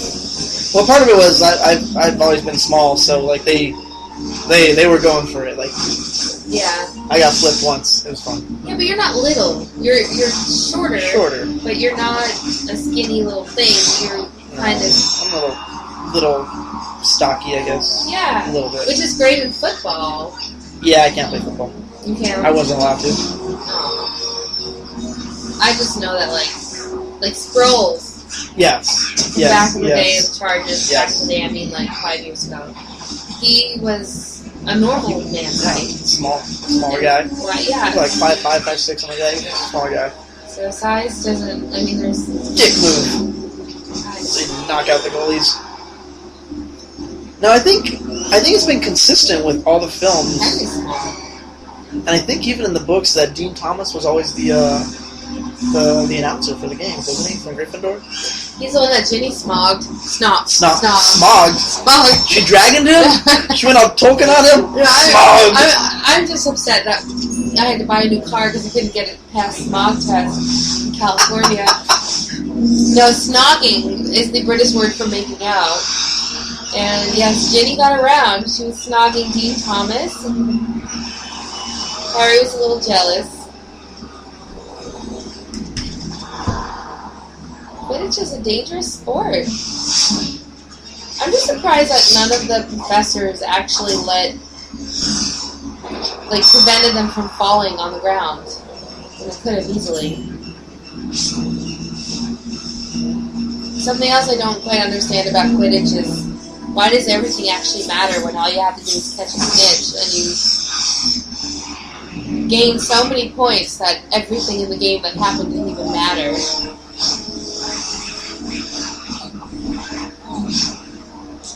Harry is now bewitched on his broom. Well, you might know better than I think with the rules, They think it's Snape that's doing it, but he's actually trying to protect Harry. Prevent it. You don't find out, but look who's right behind him. Yes. Quirrell. I was going to say, how come... wait, does Hagrid notice it or no? I don't remember if he does. No, I don't think he does. Hagrid is. It's like, how do none of the other faculty see that? They knew what was going on with Harry, but they didn't know what was happening. Yeah. And then, because Hermione and Ron were already suspicious of Snape, they looked at him and saw that he was making silent incantations. But see, once you try to take that to like a faculty member, like... No, Hermione just does it herself. She's badass. She said, I don't have time to tell Professor McGonagall. I'm just going to make some fire happen. So what does she do? The most reasonable thing that anyone does. She sets him on fire. Typical woman move. Fire is a good way to get anything done. Okay. You're on fire. He's like, oh, snap. I'm down. Let me go ahead and put the fire out. Now Harry's okay. Harry's okay. But it's not because Snape is distracted, but it's because because Quirrell got knocked is down. like, oh my goodness. He like straight up got knocked down too. He's got some blue eyes, Professor Quirrell. He's a handsome man. He's like, no, you think he's handsome? It's okay. You're Quirrell. I like Snape. No. It's like Team Jacob or Team Edward. Are you Team Jacob or Team Edward? I'm Team Frodo. That's a good answer. If I really wanted to, I'd say I'm Team Bela Lugosi. There you go. Okay. Reach back to 1931 Alright. with that one. Way to avoid talking about Twilight. I like this move right here. He stands up on his room. You tried to do this, didn't you? That's how you almost got the snitch. Well, That's how you almost got it. With the whole brace thing on your chest and you couldn't get up on the ride, that I wouldn't have stood on the broom. I would have. I mean, I would have caught the snitch if I could, but instead I just missed it by a hair. Peeks out the snitch that has the resurrection stone, which is not the sorcerer's stone. No. You're right. And obviously we'll find out in 8 or 9 shows if we're right on that one. I'm pretty sure though. Is it cold? I guess it is because they're all wearing scarves. It's the fall. Mm-hmm. Yes, that's right. We just had Halloween, so yeah, you're right. It is. It's the fall. It's cold. In England, yeah. They're a little bit further north, I think, than us. So yeah, it would be colder. Okay, I believe that. Much further north than us in San Diego. Yeah. Yes, we are in San Diego. We get 2 seasons, spring and summer. Yes. Back home in the Northeast, where England is still farther north. That's right. Nicole's a Jersey girl. I am. She's a Kevin Smith movie. She's a Jersey girl. Kevin Smith movie? Yeah, I guess that movie Jersey girl. Never call me a Kevin Smith movie.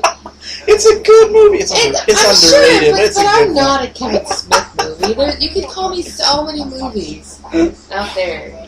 Just not a Kevin Smith movie. That was worth it just for the reaction. But yeah, but in the fall, so what would it be right now? Like October, November? You need scarves. It gets cold there. It gets cold. I mean, it can be Do you think warm. Hagrid needs a scarf? No, Hagrid needs nothing. He says Hagrid his big can old probably coat. walk around naked. That's And not he'd a be sight fine. we ever want to see. No. And now, how big is he in real life? Robbie Coltrane, I think, is like 6'2", I think. And I like how throughout all the movies, like, sometimes he looks like a man, and sometimes he looks like a giant. Yes. And they really... So, it's all about the cinematography. It's about the angles they take, about... Obviously, and, like, how much it actually matters for the scene. Obviously for wide shots, they use a body double for him. Someone who's a little taller. There we go, now it's Christmas. Now it's Christmas time, it's December. That was Esther's input, because she loves Christmas. This is one of my... Don't you love Christmas, Esther? My favorite images is of Hagrid carrying a tree across the courtyard. I love that shot. That's a huge tree. I love that tree shot. Must be massive, because if he's like an 9-foot man, Yeah. then that tree must have been like huge. a 15, 18-foot tree. And he has to drag it. And here we have Professor Flitwick, again, played by Warwick Davis, who plays like several characters. Is he really small? How big is he? Warwick, I think, is like 3 foot something, I think. I mean... So he's really a small man. He really is a small man, yes.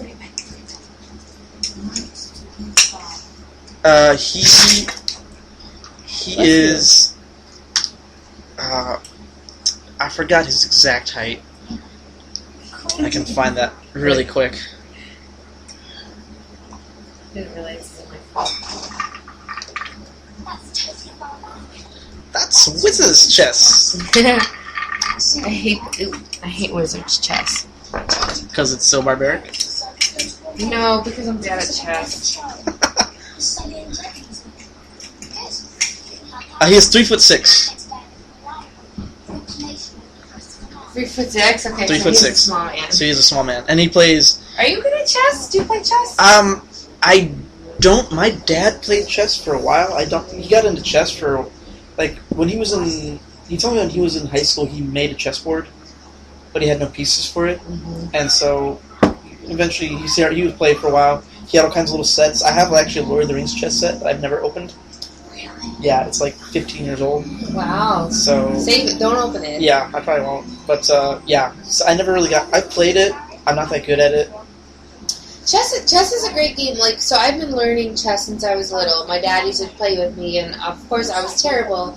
He would win, and we would turn the whole board around, and he would take my game, because I had only a few players left, and I would take his, and then he would still win. But he kept teaching me, and my problem with chess is that I understand it, but you have to think so far in advance, and you have to have such a memory for what you want to do, that if you get distracted... Or if you're easily distracted. If you're easily distracted, which happens. You pretty much can't play chess very well.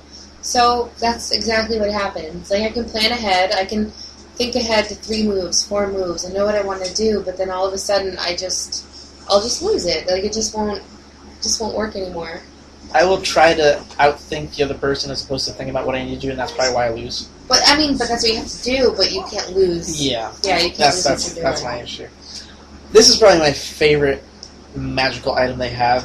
Maybe in the entire book series. It's rare. It's the only one that exists. Yeah. Well, it's one of the Hallows. Yes. Which you don't know is going on right now. That's great. I mean, that ultimately, looking back at it, it's really great writing because it's great setup for stuff that is to come.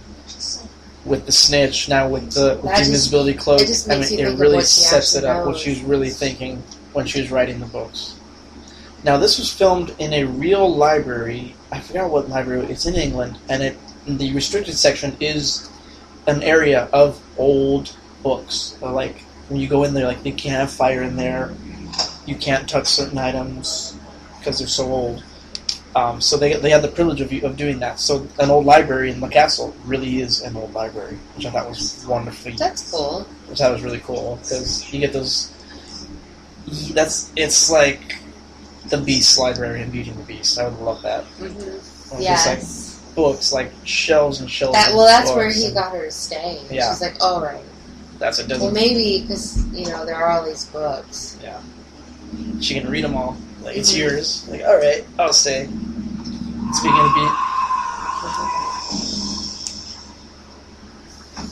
Speaking of Beauty and the Beast, now we have Emma Watson playing Belle, which we'll get to see in February. Beautiful Belle. Beautiful Belle. Which will be... I'm so excited for that. Yeah, I know, I can't wait. Did you see the pictures that they put out online? I saw the coming attractions. There's because with like I was telling earlier off mic that they're doing an anniversary edition for the Blu-ray for Beauty and the Beast, and on there is a sneak peek look of the new film, the live action. So actually, a few screenshots were grabbed from that, and one of them was of Lumiere and Cogsworth, their design. One of them was of It's going to be obviously CGI. CGI and base props. I cannot wait to go to the movies that night. Like, I know, yeah. It's like there's movies that come out and you're like, yeah, I gotta see it, and then it passes and you're like, whatever.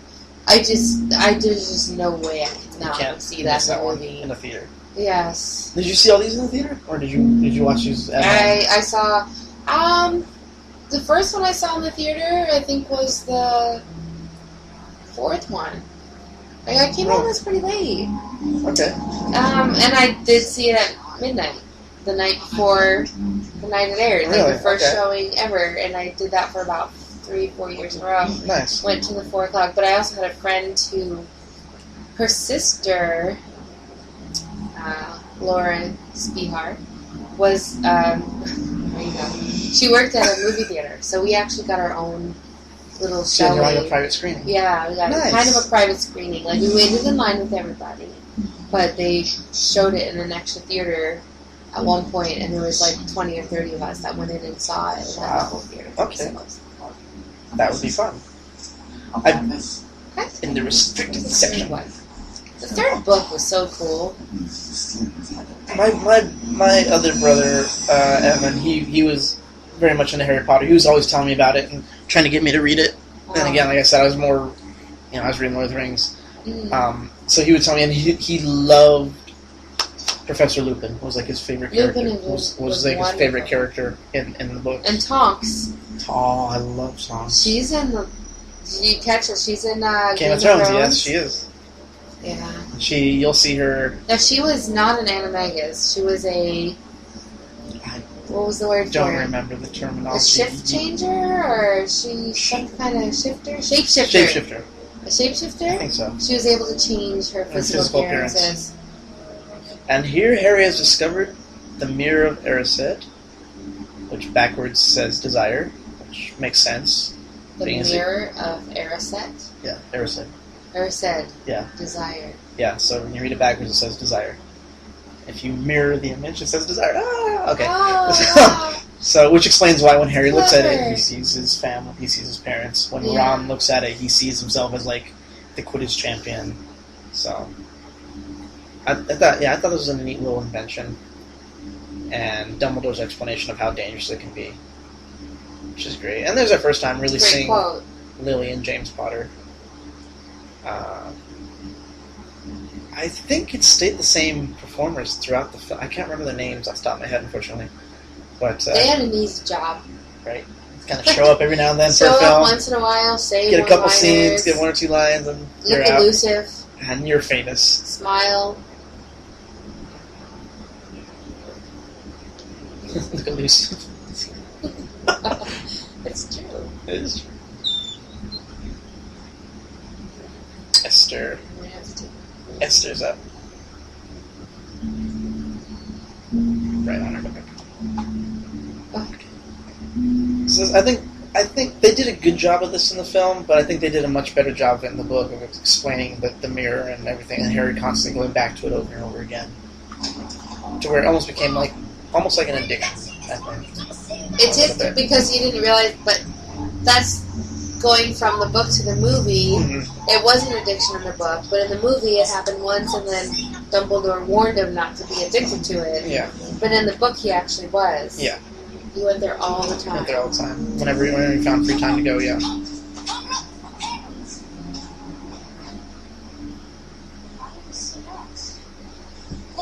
He says, Ron is like, I don't see your parents. I see me as the Quidditch World Champion.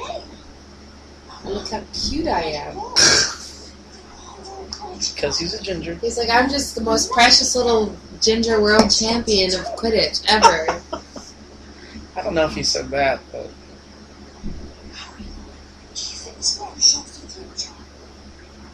You think it shows the future? That's great. He's like, you think I'm going to be the world champion? Well, he became fairly good with the Quidditch in the later books. He did become good, but he was never like that was actually probably one of my favorite of the books was the Half-Blood Prince with Professor Slughorn. With the wasn't he great? Oh, he was Defense Against the Dark Arts. He was another Defense Against the Dark Arts teacher. He was so awesome. He was good. He was hilarious. Yes. Now, who was it in book 5? They didn't really have a Defense Against the Dark Arts. They were doing more of the owls, the exams. They really didn't have regular class. And they was did. Dolores Umbridge? Yeah, I think she was. Was Defense Against the Dark Arts. But she made it more of just like theory versus practicality. Hermione, of course, she gives them all the books, and they're like, okay, and she goes, excuse me, I have a question. It doesn't say anywhere in this entire book, because Hermione's had it for 4 minutes and read through the entire book, that there is no practical practice and use of defensive spells. Yeah. Just theory. Hermione is just brilliant. She's like the Johnny Five. Johnny Five of the wizarding world. What a reach, Johnny Five. What? No, Johnny Five is alive. A little bit of a reach, dude. Who else? A little. You ever watch Criminal Minds? I have not. You have not? I have not. Well, there's a character, what's his name? Spencer Reed, he's one of those 26 years old and have 4 doctorates and can read a very, a book on physics in 16 minutes. He's a genius. Yeah, he can do that. So Hermione is it's that. Kind of like that. That's kind of her character. Or she's just reads ahead, I think. That's what she is. She's just always prepared for her classes. So, in the 3rd book, Time Turning. Yes. That's what the whole new one's about. Oh, okay. So that's part of the Time Turner exists, and it's very dangerous. Hermione is allowed to use it because she's trusted. And Dumbledore says, well, you're so brilliant, you need to learn more, so you need to turn time back so that you can take multiple classes at one time. That's right. But then the Time Turner comes into play with the whole gist of the whole book. The actual book is brilliant. The movie is great. I cannot believe they even pulled off a quarter of the magnificence of the book in the 3rd one. When I read the 3rd book and I finished it, I literally looked at whoever was next to me and said, that was probably the best book I've ever read. Well, I was also 21 and maybe yes. No, it was a great book. An absolutely great book. I couldn't wait to see how they were going to pull off the movie because of all the time travel. How everything had to add up, and it was crazy. It really was. That's why the 4th book was so great, because something to actually supersede, is that the word? I believe, yeah. The 3rd one had to have been the best thing on the planet. Because the 3rd one was great. Yeah. So now Hermione's pulled out her history. What she call it? A bit of light reading. A bit of light reading. A bit of light reading. I use that term at work. Oh no! What do you with the menu? Really, a bit of light reading. I say that, and it's all because of Hermione. I need to come into that store and get your table just to see what you do. I need to come in. When somebody really wants to know what cheesecake they want, and I was like, would you like one for just a little bit of light reading? Because it's literally it's a small book. Like a 12-page menu. It's like one of those old Disney Golden books. It's like 6 or 12 pages long. Yeah. I love Hagrid's little hut. I think this is a fully practical set that they built, and it's in the Wizarding World of Harry Potter. Is it? Is the little pumpkin patch there too? Yeah, you can go in it, but it's there to see. Oh. Okay. So we're gonna go into Hagrid's hut, and this is the first time we meet Fang. Fang? Yes. Fang. The Bloodhound. The Bloodhound, who's a bit of a coward. Yeah. Which all the big dogs are. Everyone thinks the big dogs are going to be these crazy, terrible... Wild. Well, I mean, Fluffy was kind of a... Well, if you knew the music to play, he was a bit of a pit bull. Yeah. I love that all the furniture is scaled up. So, I mean, they're already kind of small kids. And then with Hagrid's environment, they're smaller. shouldn't have said that. I should.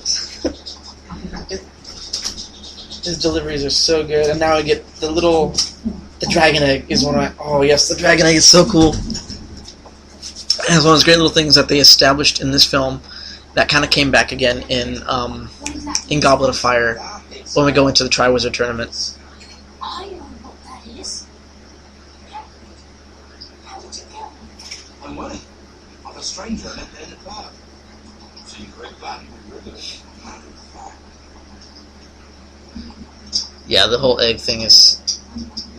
Dragons are cool. Obviously, nowadays with the way cinema, with the way TV is, even, people have kind of refound their love of dragons with things like The Hobbit. Obviously, with Game of Thrones, the anniversary edition of excuse me, The Neverending Story with the Luck Dragon, Falkor, and even now with we just recently had the release of the remake of Pete's Dragon, and that dragon is not scaly. He's fluffy. I love Robbie Coltrane's whole character. He understood the character of Hagrid, I think, from the beginning, and just really had that love and that joy. And he was the character to me. So anytime I've read the books, I always hear Robbie Coltrane's voice in my head, with that bit of kind of Cockney accent, I believe. And now Malfoy is involved. Oh, me.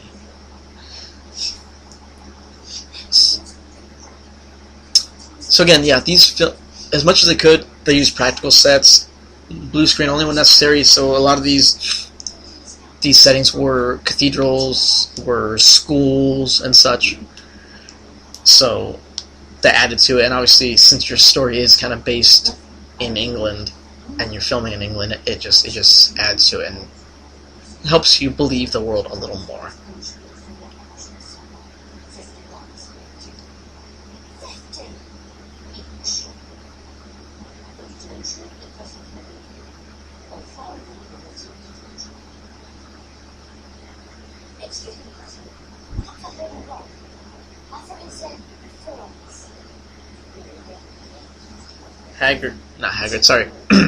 Malfoy's a little dick. But Tom Felton, I believe his name is, the actor playing Malfoy, he's really kind of grown up and become a great actor. Even through the rest of Harry Potter, he was good. And then into, if you saw Rise of the Planet of the Apes, he was good. Now he's supposed to be on this new season of The Flash. If you watch The Flash on CW, he's going to be on there, I think, as... I can't remember the character name off the top of my head. So now we have detention, and we get to go into the Dark Forest, which it wasn't Malfoy. No, it wasn't Ron in the book. I think it was Neville. I think. What? It wasn't Ron who went with them into the forest. It was Neville. Or maybe both? I don't think it was both. Norbert's gone. The dragon's gone. They confiscated him from Hagrid. Oh, they took the dragon, yeah. What if you don't like Romania? And Filch's reaction. Oh my goodness.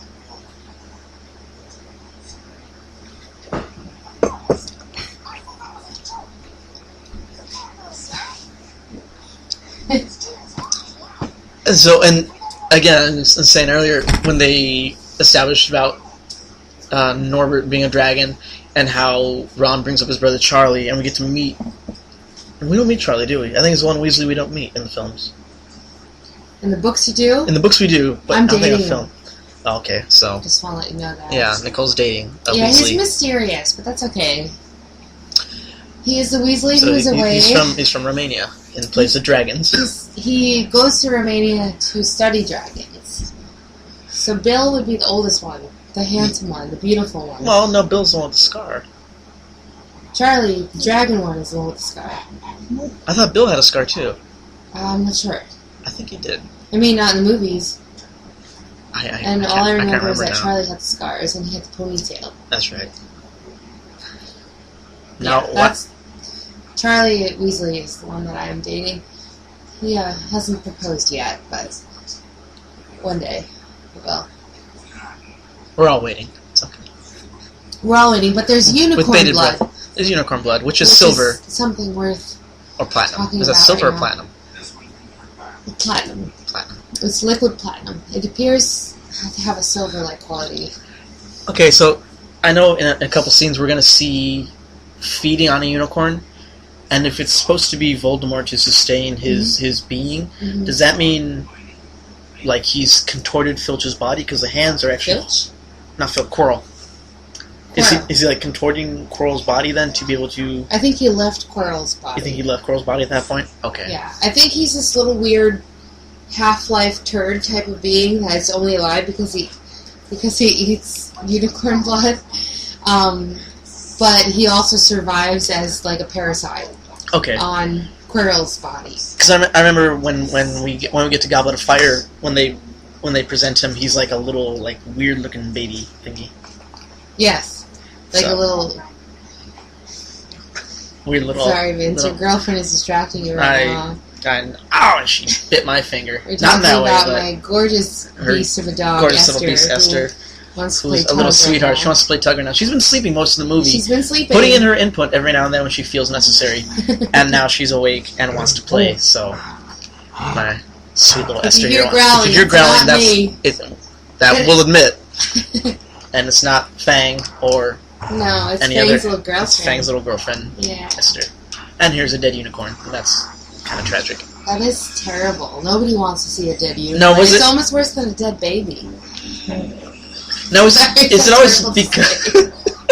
Now, is it always because of how close they are that Harry Scar burns? Was that why? If he gets too close to Voldemort, or if that's why it kind of burns or reacts? He reacts because he's connected, I think, to Voldemort. Is that the word for it? I think so. Yes. Ghost of Christmas yet to come. So now, in the new book, The First Child, which is a play, Harry's scar started fading, burning. Oh, okay. Oh. Yes. So right now, I don't know what's happening, but there's talk that maybe Voldemort's coming back because why else would Harry's look? That's Bane. Centaur. That's Bane. Bane. That's right. That Bane. Centaur. That's Esther right there. There's Esther. Pretty voice. She's digging around. Yeah, so they think that there's what if Voldemort is actually back or never went away? Since That's Harry's what it still is. alive. What if he never completely went away? Okay. Because Harry was, spoiler alert, the 8th Horcrux. Yes, that's 7th. No, 8th because they destroyed 7. That Voldemort put himself never into. Intended to make. So. Oh, okay. Yes. Okay. I see where you're going with that. So Neville, okay, we're not going to go ahead and talk about everything that happened, even though Neville is a badass. Yes. All the Horcruxes were eventually located and killed, whether or not be dumb luck or perseverance and all that stuff. But yeah, there's talk that Harry wasn't a Horcrux. That wasn't intentional. I believe that. Which is why Harry needed to die in order for Voldemort to die. Which brings me to that wonderful quote at the White train station when Harry did almost die. We'll talk about that later. We'll talk about that later. Yeah, we'll talk about that later.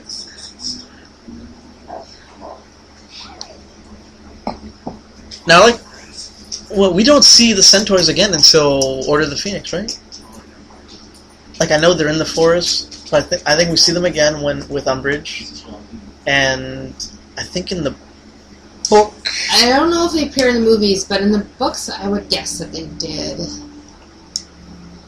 I remember at least in the 5th film, we do see them again. I think also again during the Battle of Hogwarts. I think they kind of pop up, or at least in the book they did. Yeah, wasn't one of them a teacher? Wasn't one of them a teacher?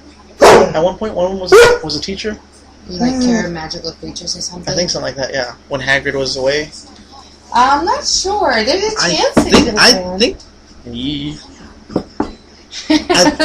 I think he was. Or one of them was.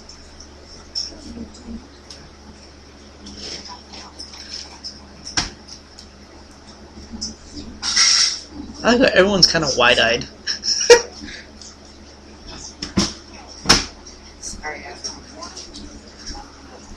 So now here's Hermione with her theory about Snape. That Snape is the one person... Besides being a sexy villain, is... Can we make it louder? Or no? Yeah. I always had one more sense of your exam.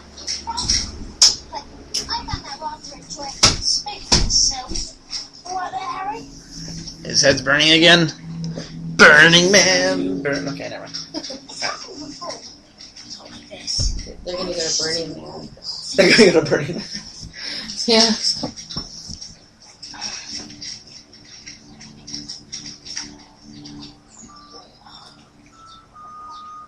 And this was, yeah. I have a flute like Don't that. you think it's a bit Pan odd? flute? What happened once wasn't anything. Was it? No, it's a recorder. He's playing a It's recorder. a recorder. It's I a have a recorder. Native American pentatonic whistle.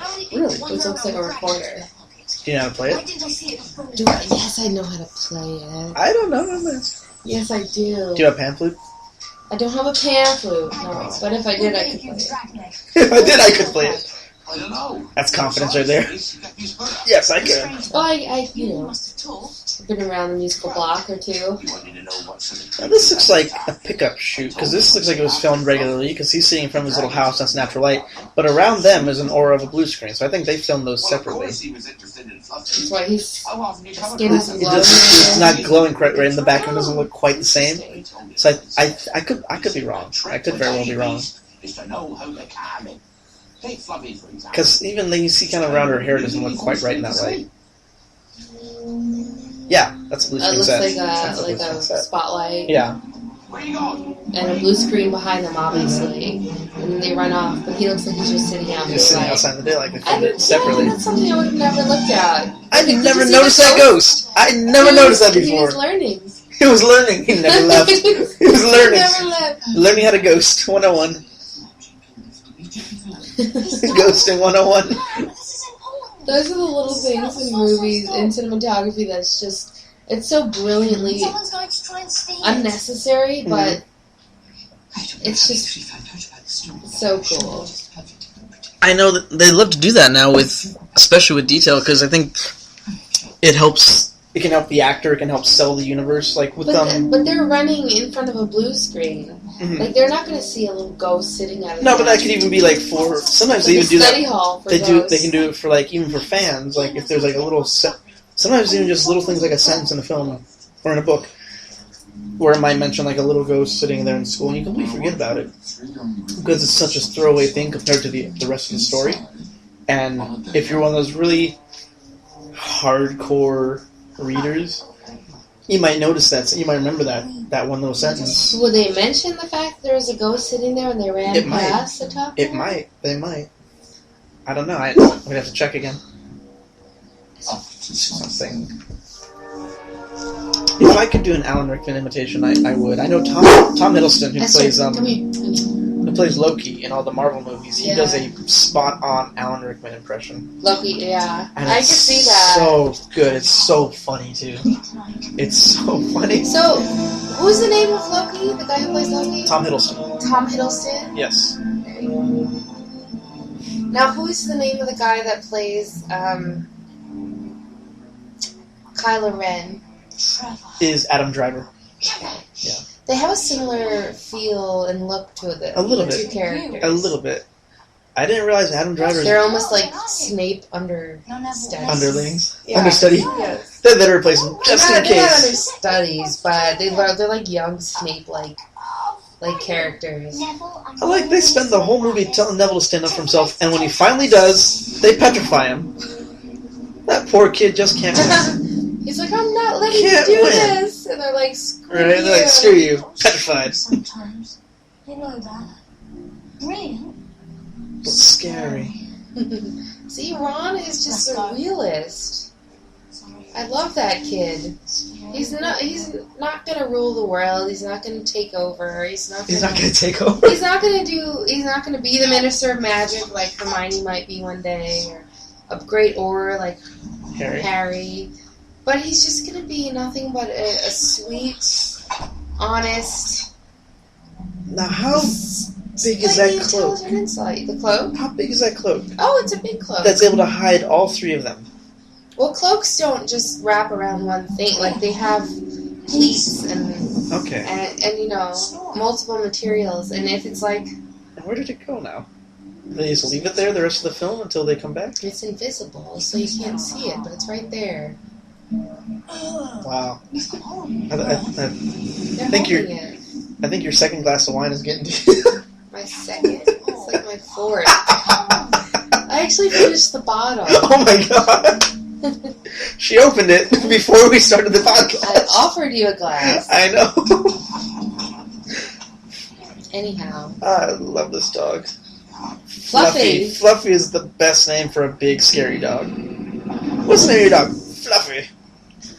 You're like a big old Saint Bernard. Esther looks kind of like Fluffy. Fluff. Esther does look like If Fluffy. Esther had 3 heads and was like, you know, A little more aggressive? 1,600 pounds bigger.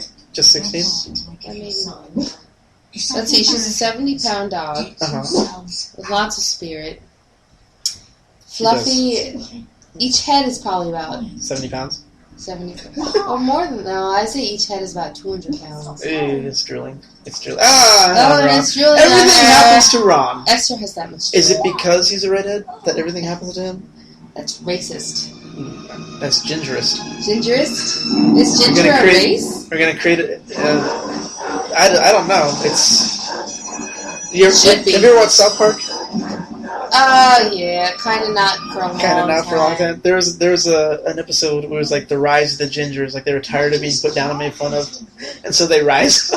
We rise above, yes. I've heard of it. I've That never was seen funny. the episode. That was funny stuff. I don't remember this at all. It's been so long since I've watched Devil these. Snare? Is that what it's called?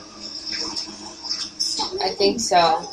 This is Devil Snare. Yep. I'm Devil right. Snare. Of course, Hermione knows It's like- everything. It's like quicksand, but it's roots. It's root version of quicksand, but you can beat it if you just Or relax. and you fall through it. And of course, Ron's so stressed Freaks out, out. so he can't relax. Right? Do what I say. Trust me. Of And it course. drops through. Let me just make this face and Right. relax. That It's looks just very easy like stressed. that. You okay? Yeah, I'm fine. I like in the second book, in the second film, when they go into the dark forest and they meet the giant spiders.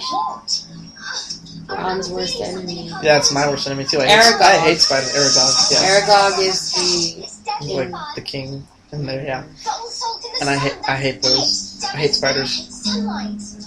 Who was you in? Lumos. I think it's the last word. Well, it's a good thing Hermione was there to save Ron's butt because he couldn't just relax. See, this is what happens when Know-It-All has all the books. They just know it all. hmm Yes, no. As long as they're good. As long as they're good. And they held. You ever notice that they all have, like, the boys have the same haircuts in all the movies?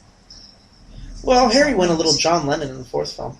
They all went John Lennon in the fourth film. Yes, they did. It was Even so the great Weasleys, even too. the twins. Yes, they they all did. had that long, shaggy do. I loved it too. I was like, oh my god, he should play John Lennon. Oh, because of the glasses. Between the glasses and the way the hair looked, and just like he looked like John Lennon. Please. I like because the Weasleys all look more like hippies. The Weasley house, when I read it and then when I saw it in the films, was not how I imagined it. Oh, no? No, I don't think it was. See, when I was little, Uh-huh. my parents were born in 1950. Okay. And so they were teenagers in the 60s. They were flower children, That's Beach my Boys. mom was a flower My child. dad was like a Beach Boy, surfer, Motorhead, GTO 11 Okay. kind of guy. And my mom was this flower child with bell bottoms and long pinch straight hair that she dyed auburn. Okay. It was natural. Sorry, it was natural. Anyway,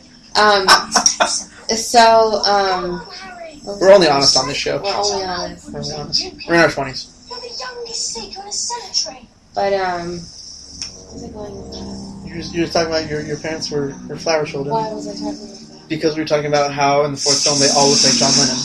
And you're saying that the Weasleys was reminding you more of hippies, and They just, I said- it was comforting me. I was saying that the Weasley household Oh! did not look the So, way I thought it was. so my in the book. parents had these best friends from the 60s and 70s that they ended up buying a house in Vermont.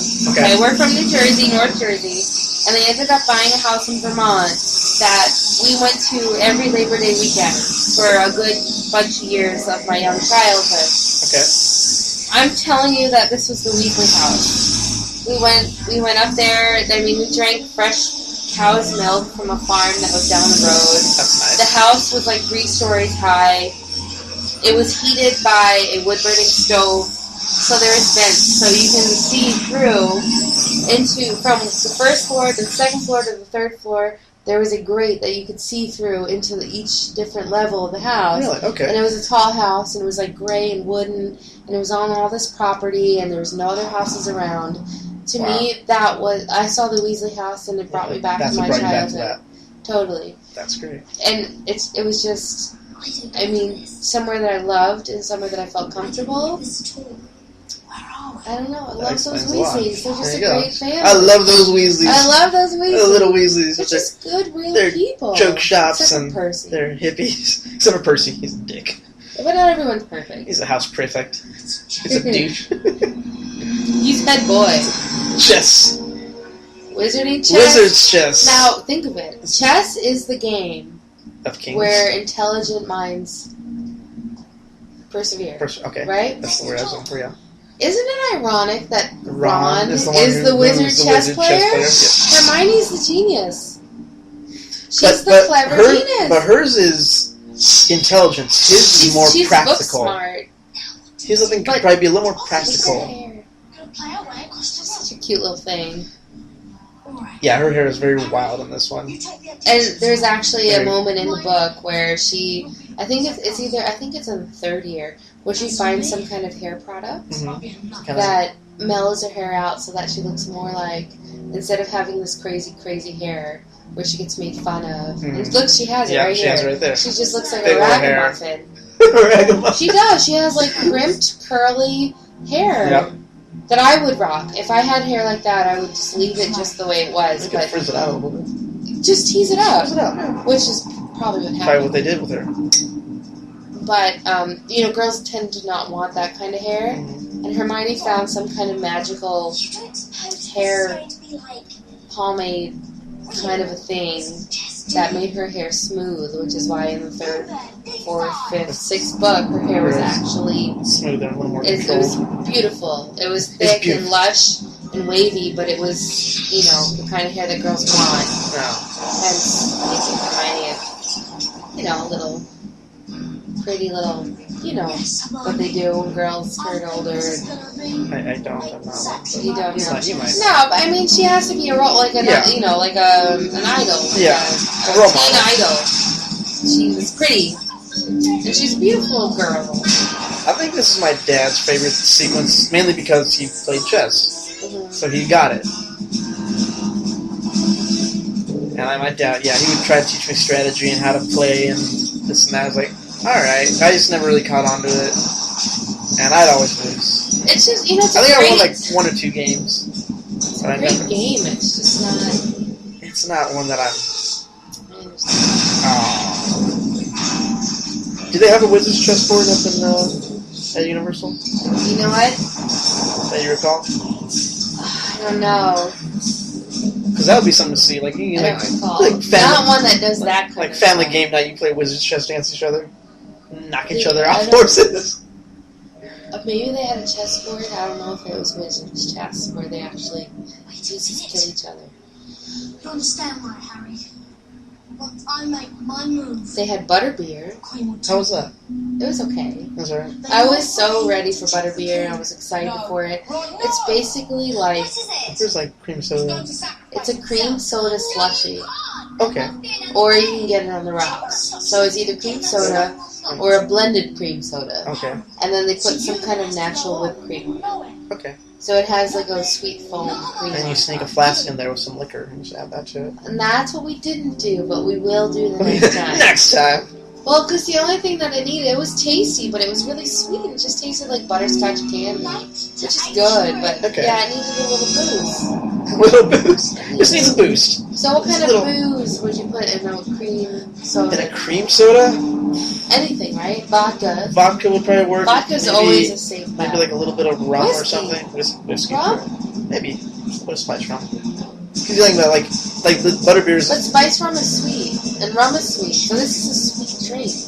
So that's why I'm thinking vodka or whiskey would just Whiskey. Moonshine? kill it. Like Moonshine! Moonshine. Let's make some moonshine, dude. Sorry, but we're just gonna ruin kids' drinks by adding alcohol to it. Here, drink this. It's butterbeer with It's not- real beer liquor in it. And they all got pumpkin juice. So what? Okay, well, so what was in pumpkin juice? I didn't buy the pumpkin juice. I didn't really want it that bad. I looked at the ingredients. It had High pumpkin fructose corn syrup. puree, apple juice, Okay. apricot, whatever you call it. I call it apricot too. Apricot. And somebody was next to me, and I was so hot. I was so hot. I was so thirsty. I just bought a bottle of water. Somebody next to me got the pumpkin juice, and she opened it. She's like, "That's just plain weird." So apparently, it wasn't. It was one of those things that people buy just for the nostalgic purposes of buying pumpkin juice. Yeah. But it was kind of gross. It was like drinking puree and juice of pumpkin, apricot, and apple. So it's a recipe that needs to be refined. Okay. Pumpkin pie would be good. Pumpkin puree, but like a juice. Like, do you ever actually think a Juice of pumpkin? juice would be good? No. Like what? Like maybe if it's apple juice with a tiny bit of pumpkin puree mixed in, it would be like, oh, this is kind of cool. But who wants to drink that a lot? Who wants to drink that? Who wants to drink this crap? I would drink it hot with some, like on Thanksgiving. Cinnamon or something with it. Cinnamon, ginger. Cinnamon. Add some cinnamon and ginger, a little bit of nutmeg. See, Hermione likes ginger in her butterbeer. Likes spice rum. She likes ginger. Ah! That's true. She likes ginger. Ginger. Ginger. And now Harry's by himself. Hermione is tending to Ron, who was almost killed in Wizard's Chest. And so now we let our hero wander alone down a dark stairwell into Great idea. Always a good idea. a chamber where no one can help him. This is, once again, this whole book series is about letting children be in peril. This whole series. It's not about letting them, it's about them doing it regardless. That's right, okay, ignoring the rules. Ignoring Ignoring the rules, and they get themselves in peril. Uh-oh. There we go. So he goes down into this peril and he finds Professor Quirrell in front of a mirror. Next to him, who would suspect? So maybe the stutter was in it front. wasn't even from Voldemort. It was a whole It was a character. front. It was a whole front for himself. To So maybe he was always bad. Trust me. He He pretended. pretended to be kind of simpleton and So right now he's telling them that Snape And did meek. nothing wrong and I did everything. Snape was trying to save me. I knew you were taken to me right from the off. Snape was trying to save him, just like he called it. And again, that all comes back around later. And I love Yes. the whole Snape kind of love-hate thing with Snape wasn't fooled. throughout the rest of the book series. Everything Of Harry. Snape was love. Was a love-hate. Like, he had reason behind it. Snape but never he had had love without hate or hate without Never love. trusted me again. Okay. He never did. No, that's right. He doesn't understand. loved Hilly. Hilly? Lily. Who's Hilly? He loved Lily. Is that like Harry and Lily blended? Harry and Lily Hilly. blended. Harry and Sally? Hilly? You know the story though. I see what I For desire. Harry Potter? Mhm. Yeah. I see myself. Snape. Of Snape and Lily, yes. But how do I get it? Yeah, so Snape was always Come here, Potter. thought of as a Death Eater, but his love for Lily, Harry's mom, Hilly, Hilly. We're not was gonna call her so Hilly. deep that he was the one who was there, and he saw Lily take the fall for Harry and die. Yeah. And it destroyed him, but he swore no matter what, even though he was kind of evil, Mhm. his love for Lily was going to keep him protecting Harry, even though he hated Well, he him. hated Harry because of Harry James. was just like his dad. Just like his dad. So he hated Harry, but loved him because he was Lily's, and he loved Lily more than And he anything. protected him quietly. So you never know if Snape was good or bad.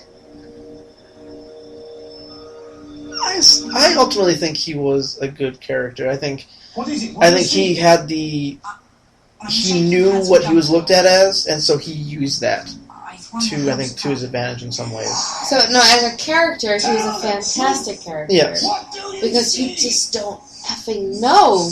Because he was so good. He was the best, but he was the worst. He was all of it. So he was a brilliant character in the mind of a movie viewer's opinion. But if this was real life, who was Snape? Was he good? Or was he bad? He was bad. A bad person who fell in love with a good person and was good because of that good person. Okay. He did bad things, but he did good things. He killed Dumbledore. Yeah. But there's a reason behind it. Rumor that Dumbledore told him he should kill him. Yes. Well, that'll happen at the next That'll happen as we go further in. So yeah, this is one of the things I was talking about back at the beginning about how it just doesn't quite hold up the way I think it could. And again, they themselves said that some of the effects were kind of rushed towards the end to reach their deadline for release date, and that had they probably had more time, it probably would have looked better, probably held up better over time as well. I mean, it's good for what it was, and at the time, it looked good. And I think the later films do hold up, especially for me, like the dragons in Goblet of Fire. They still look good. Right there. Sorry. You see Quirrell looking at him, but then you see the reflection of the back of his head, which is Voldemort, who kind of has a nose. What would you do if you were Harry? Yes, he does have a nose. Yes, he does. If I was Harry, I probably would have run out of that little hellhole so fast and hope whatever just happened didn't happen. Would you have kept the stone? I'm a chicken. Would you? But the stone is... It's in your pocket, though. I wouldn't have a choice because the stone would have been in my pocket. Yeah. How did the stone get in his pocket? Because he told them, because again, it's a mirror of desire, and you say, Quirrell's trying to figure out how to get the stone, and so Voldemort tells him to use the boy, and so Harry looks at himself in the mirror and imagines the stone is with him, and so stone ends up in his pocket. But Voldemort has a nose. Yeah. I actually like the design that he doesn't have a nose in the later films. Because it makes him snake-like. Yes. But I think as he gets evil, he loses that human look to him. So he gets more and more snake-like. Well, yeah, it makes sense that he has a nose here because he is feeding off of Quirrell. And when we see him again in Goblet of Fire, and he's purely himself. Well, he's just not feeding off anyone. Do you think it was better, more villainous as Tom Riddle or as fully as Voldemort? Like when you meet Tom Riddle in Book 2, and throughout the journal, and even in Goblet of Fire when you meet him as a child. Do you think he was more villainous? Who was more villainous? Do you think he's more villainous as a kid, or as Voldemort did far more villain work. Tom Riddle, yes, you might want to say he was more deception because you thought he was good, like Harry Potter. Tom Riddle and Harry Potter had a lot in common. Okay. But Tom Riddle was angry. He was an orphan. So you could say he's the other side of the coin of Harry. Yes. I think so. But Harry so had if more. Harry was angry about being an orphan. But Harry did get angry. Harry's but Harry was never in an orphanage. Like he never had that.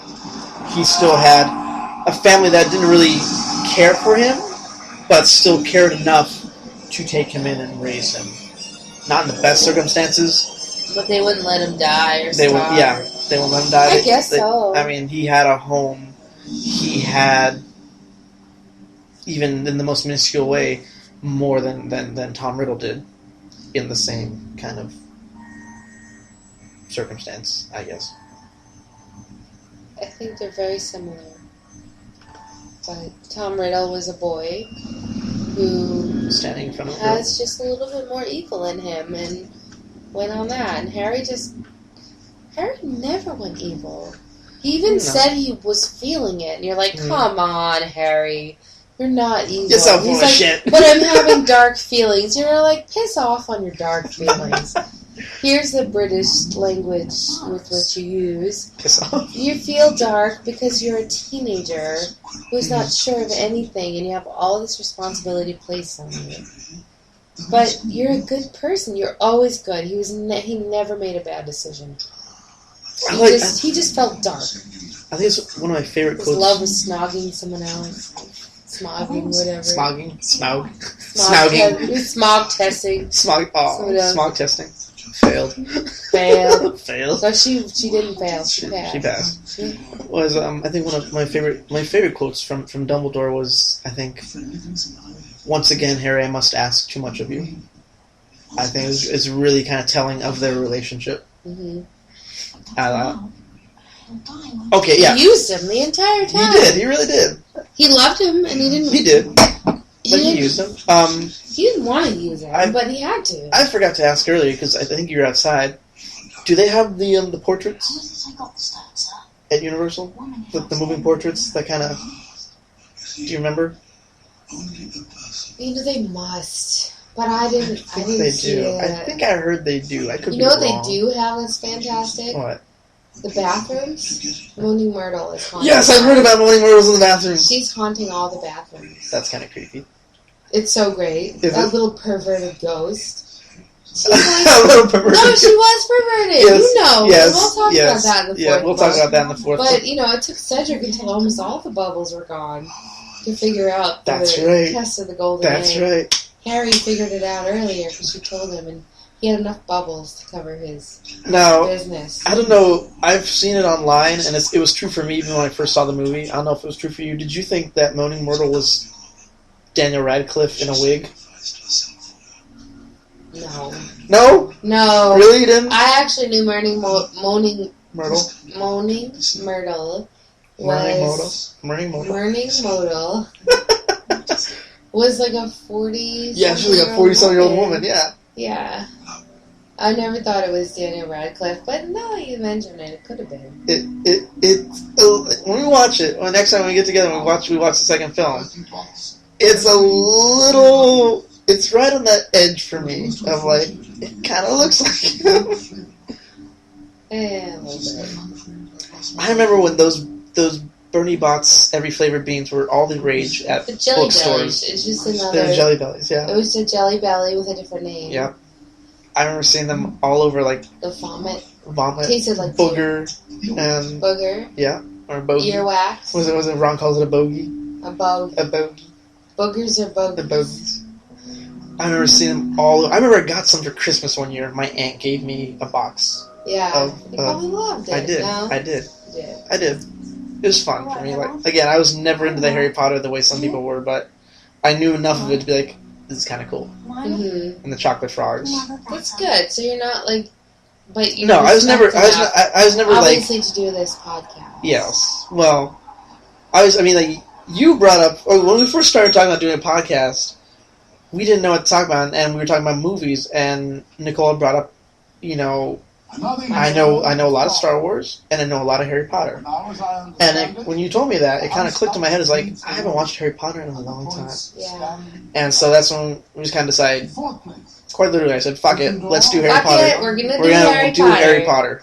Because I can do Star Wars all the live long day, but Harry Potter is one that I really have to think about and do a little more research on. Mm-hmm. So it makes me work more. It makes me do more work for it. Yeah. So I enjoy that. I enjoy that and part I would of it. love to do Star Wars with you. I would love. We could do Star Wars. I know so many stories about Star Wars. Did you read the Star Wars books? Which ones? I don't know. There were so many. There's so many damn books. Did you read any of them? I read the Thrawn trilogy. The Thrawn trilogy? Yes, Did you read the books which the movies were based on? The Journal of the Wills? No. Well, I've read. It's when I lived in LA in about 11 years ago. I worked in my school library. It was when I went to acting school, so we had a library there. We used to be Charlie Chaplin's house, actually. So it's a bit of trivia for you. It was Charlie Chaplin's house. Still, they had a picture of him and everything. In there on the bookshelves was 2 or 3 rows of just film scripts, movie scripts, all kinds. It's like the ones they give to the Academy members when they vote at the Oscar season. Like, here's the one, they give you a copy, you can read it, and then you cast your vote, and, of the 5, which ones do I like. And in there was an original script for Star Wars, and I read it, and it's very different from the movie. Like, there are parts of it that are quite different. Like, Dad, you're like, why didn't we see this? Or why wasn't Han Solo green? Like, he was supposed to be a green alien. Supposed to be something. Han Solo was supposed to be a green alien? Han Solo was supposed to be an alien, yes. What a brilliant concept. Yeah, but then we'd never have the awesomeness of Harrison Ford. He was a man, just like Luke. But no, he was a Corellian. Technically, he's not. He's a humanoid, but he's not like a man. He looked like a man. He looked like a man. Just looking like a man. As this one would say. Oh my god. And Leia, they look the same. Looking like a man. Why do you think they made him? He was a Corellian.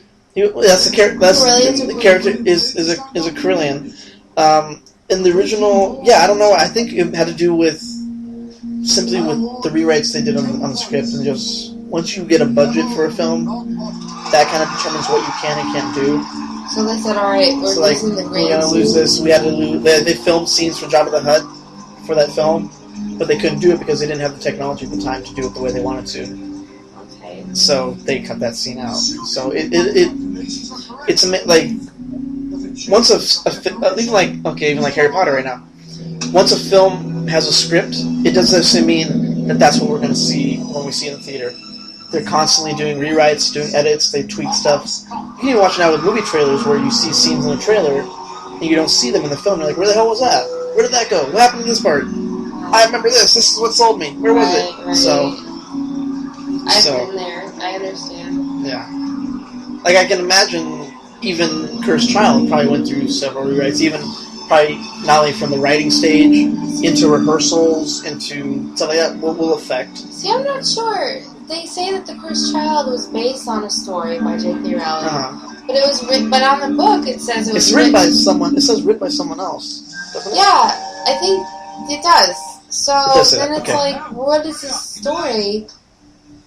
I'm enjoying the play, but I don't want to read the play. I want to read the book that it was based on. I want to read the 8th book of Harry Potter. So is it actually in like a play form? Yes. It's actually, so when you read it, it's read like you read it like you're reading an actual play. Yes. Oh, and it was hard to get into for me. Okay. Because you have to get the flow of who's speaking when. Yeah. And then it gives sometimes you get confused. And like give you like stage direction or like setting and stuff like that. Yeah, stage direction. Okay. It does. That's a cute little picture. And we never see that picture again. I don't think we ever see that again. Oh, I think he has it like by his bed or something. Oh, does he? Look at that little Harry Potter. I wonder where that kid is now. Thanks, Hagrid.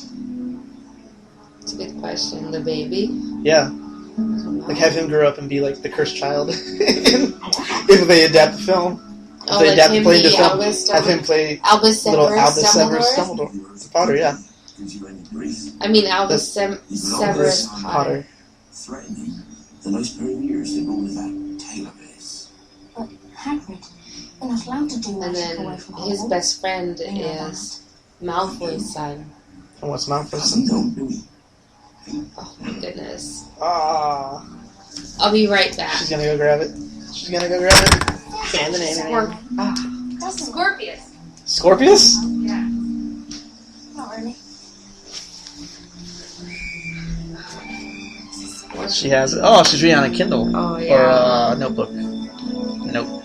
I'm not sure. Yeah, Kindle. It's a Kindle. It's a Kindle Fire. Harry Potter and the Cursed Child. Where'd it go? Act 3. Oh, it is written like a play. Yes. That's awesome. I'm still learning how to use this thing. There it is. Okay. So, Harry Potter and the Cursed Child. See, now I don't know how to... Right from here, I don't know how to look at that. Let me... Come here. Okay. Alright. Fine. I don't know how to look at the beginning right from here without losing my page. Or scrolling. There, it must be right here. Homepage or cover. Oh, here we go.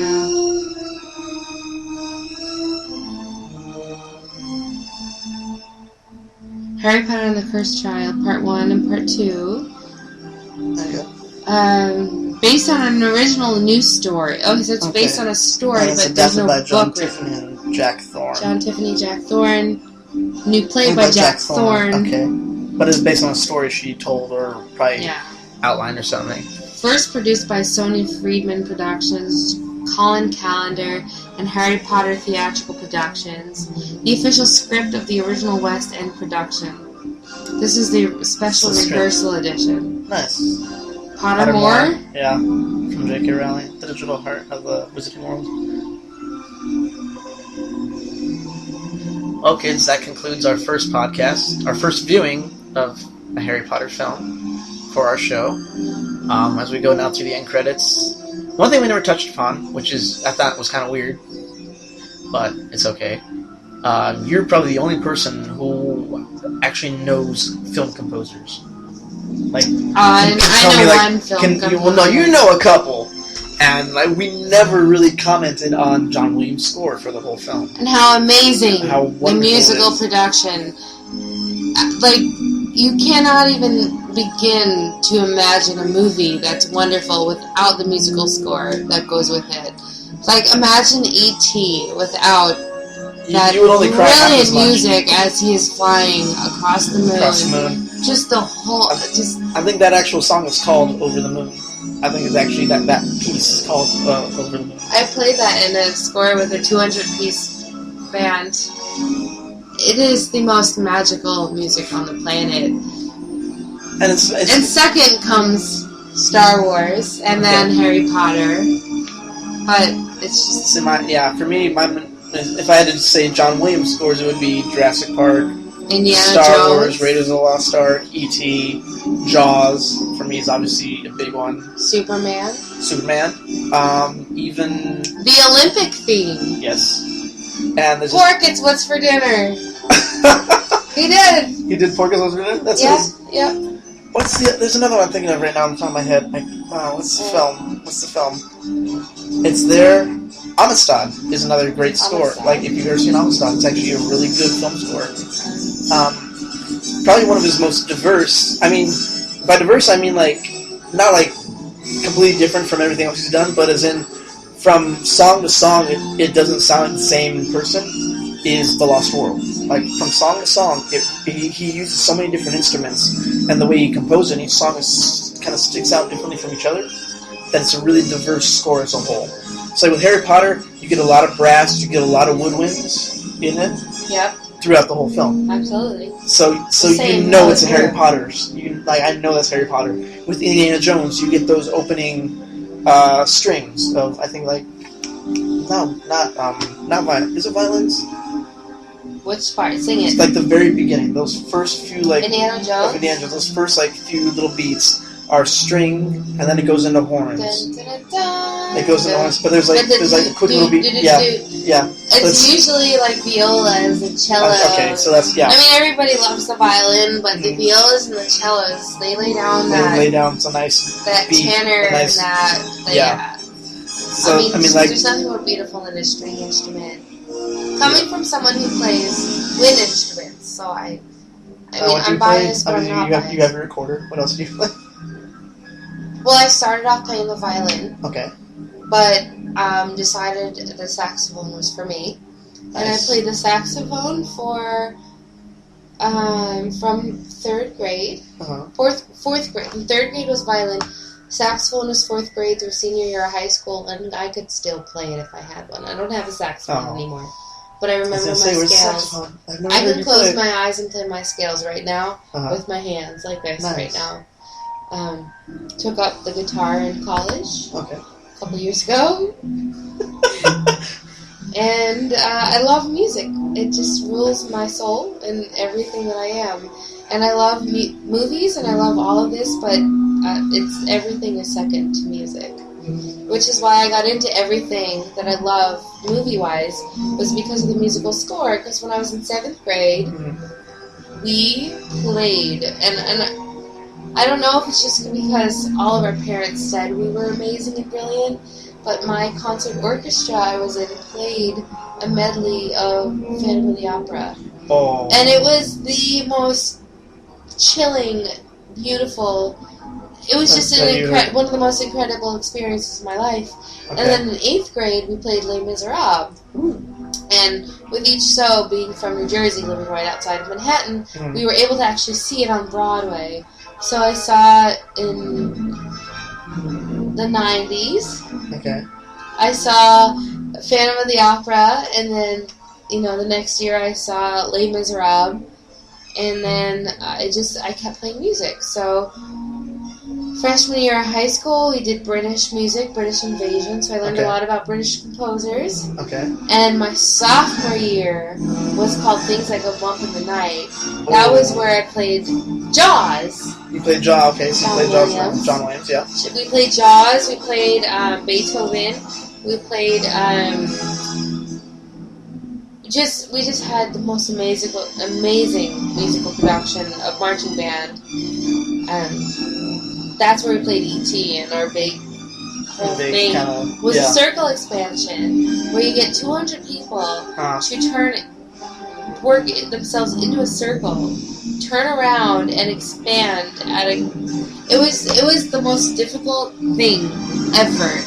And we did it while playing the John Williams production of E.T. Wow. It was our circle expansion. You could YouTube it. Okay. It was brilliant. I mean, not by my part, because all I did was go where I was supposed to go and play the music I was supposed to play. But Mr. Pennell was our band director, and he was just incredible. Absolutely incredible. It was the most memorable year of college, my sophomore year. And it wasn't because I ruled school, because I was a sophomore and very low on the totem pole. But the music that we played was the most incredible thing on the planet. We were good. I love music. We were good. I fell in love with music because of that. I mean, I loved music always, but on a mature level, just fell in love with the technical aspects of music and wanted to keep playing it. And it's the reason why now I listen to music on a musical score like we're listening to right now, and I hear all the different parts of it. So people are like, people hear the melody, but I hear the violas. You can pull it apart. I hear the bassoons. I hear the violin. Everything that's happening. I listen for it, and it's just such a great thing. I love music. It is. I do too. And now we're coming to the graveyard, what they call the graveyard. We kind of get the logos for like the film companies and what kind of film reels they used and the end of the music. Prints. And so we are at the end of the film, which means there's nothing left. Which means there's a Warner Brothers logo, and we are at the end. There is no end credit sequence on these. There's Esther. There's Esther sneezing. And with that, and an FBI warning. FBI warning. And let's watch it again. Let's watch it again. What do you think? All right, let's watch it one more time. All right. No, I'm kidding, kids. Goodbye, everyone. Hopefully you've enjoyed this. If you turned us off halfway through, oh well, you missed some good stuff. If you're still listening, that's awesome. We would look forward to any notes, comments, concerns you have. If you have any requests, I'd love to hear them. Nicole plays. One more bottle of wine in addition to the one I drank. She'll bring out her recorder and play scores. I will play music for you. She'll play music for us. That'd be so awesome. Let me know. So hopefully our next show, what is, I want to say Beverly? Bridget. I'm so sorry, Bridget. Bridget, our book girl. Our book aficionado for Harry Potter. Who is not here tonight because she is birthing a child. She's a doula. She's a wonderful, wonderful person who assists in the birth of children. So that's what she's doing right now. But otherwise, apart from that, she is a Harry Potter genius. And she probably knows more than we ever will, or than you ever will. Yeah, than I ever will. You're close second. She'll just remind you of what you already know. Yeah. I'll just blow my mind with oh shit, I can't remember that. Yeah. So hopefully she will join us on our next show. And according to you, she's never watched the movie, so. Barely. Never or barely, I'm not sure. So, around there. So she's the book girl, and I've read the books a few times, but movies more than that.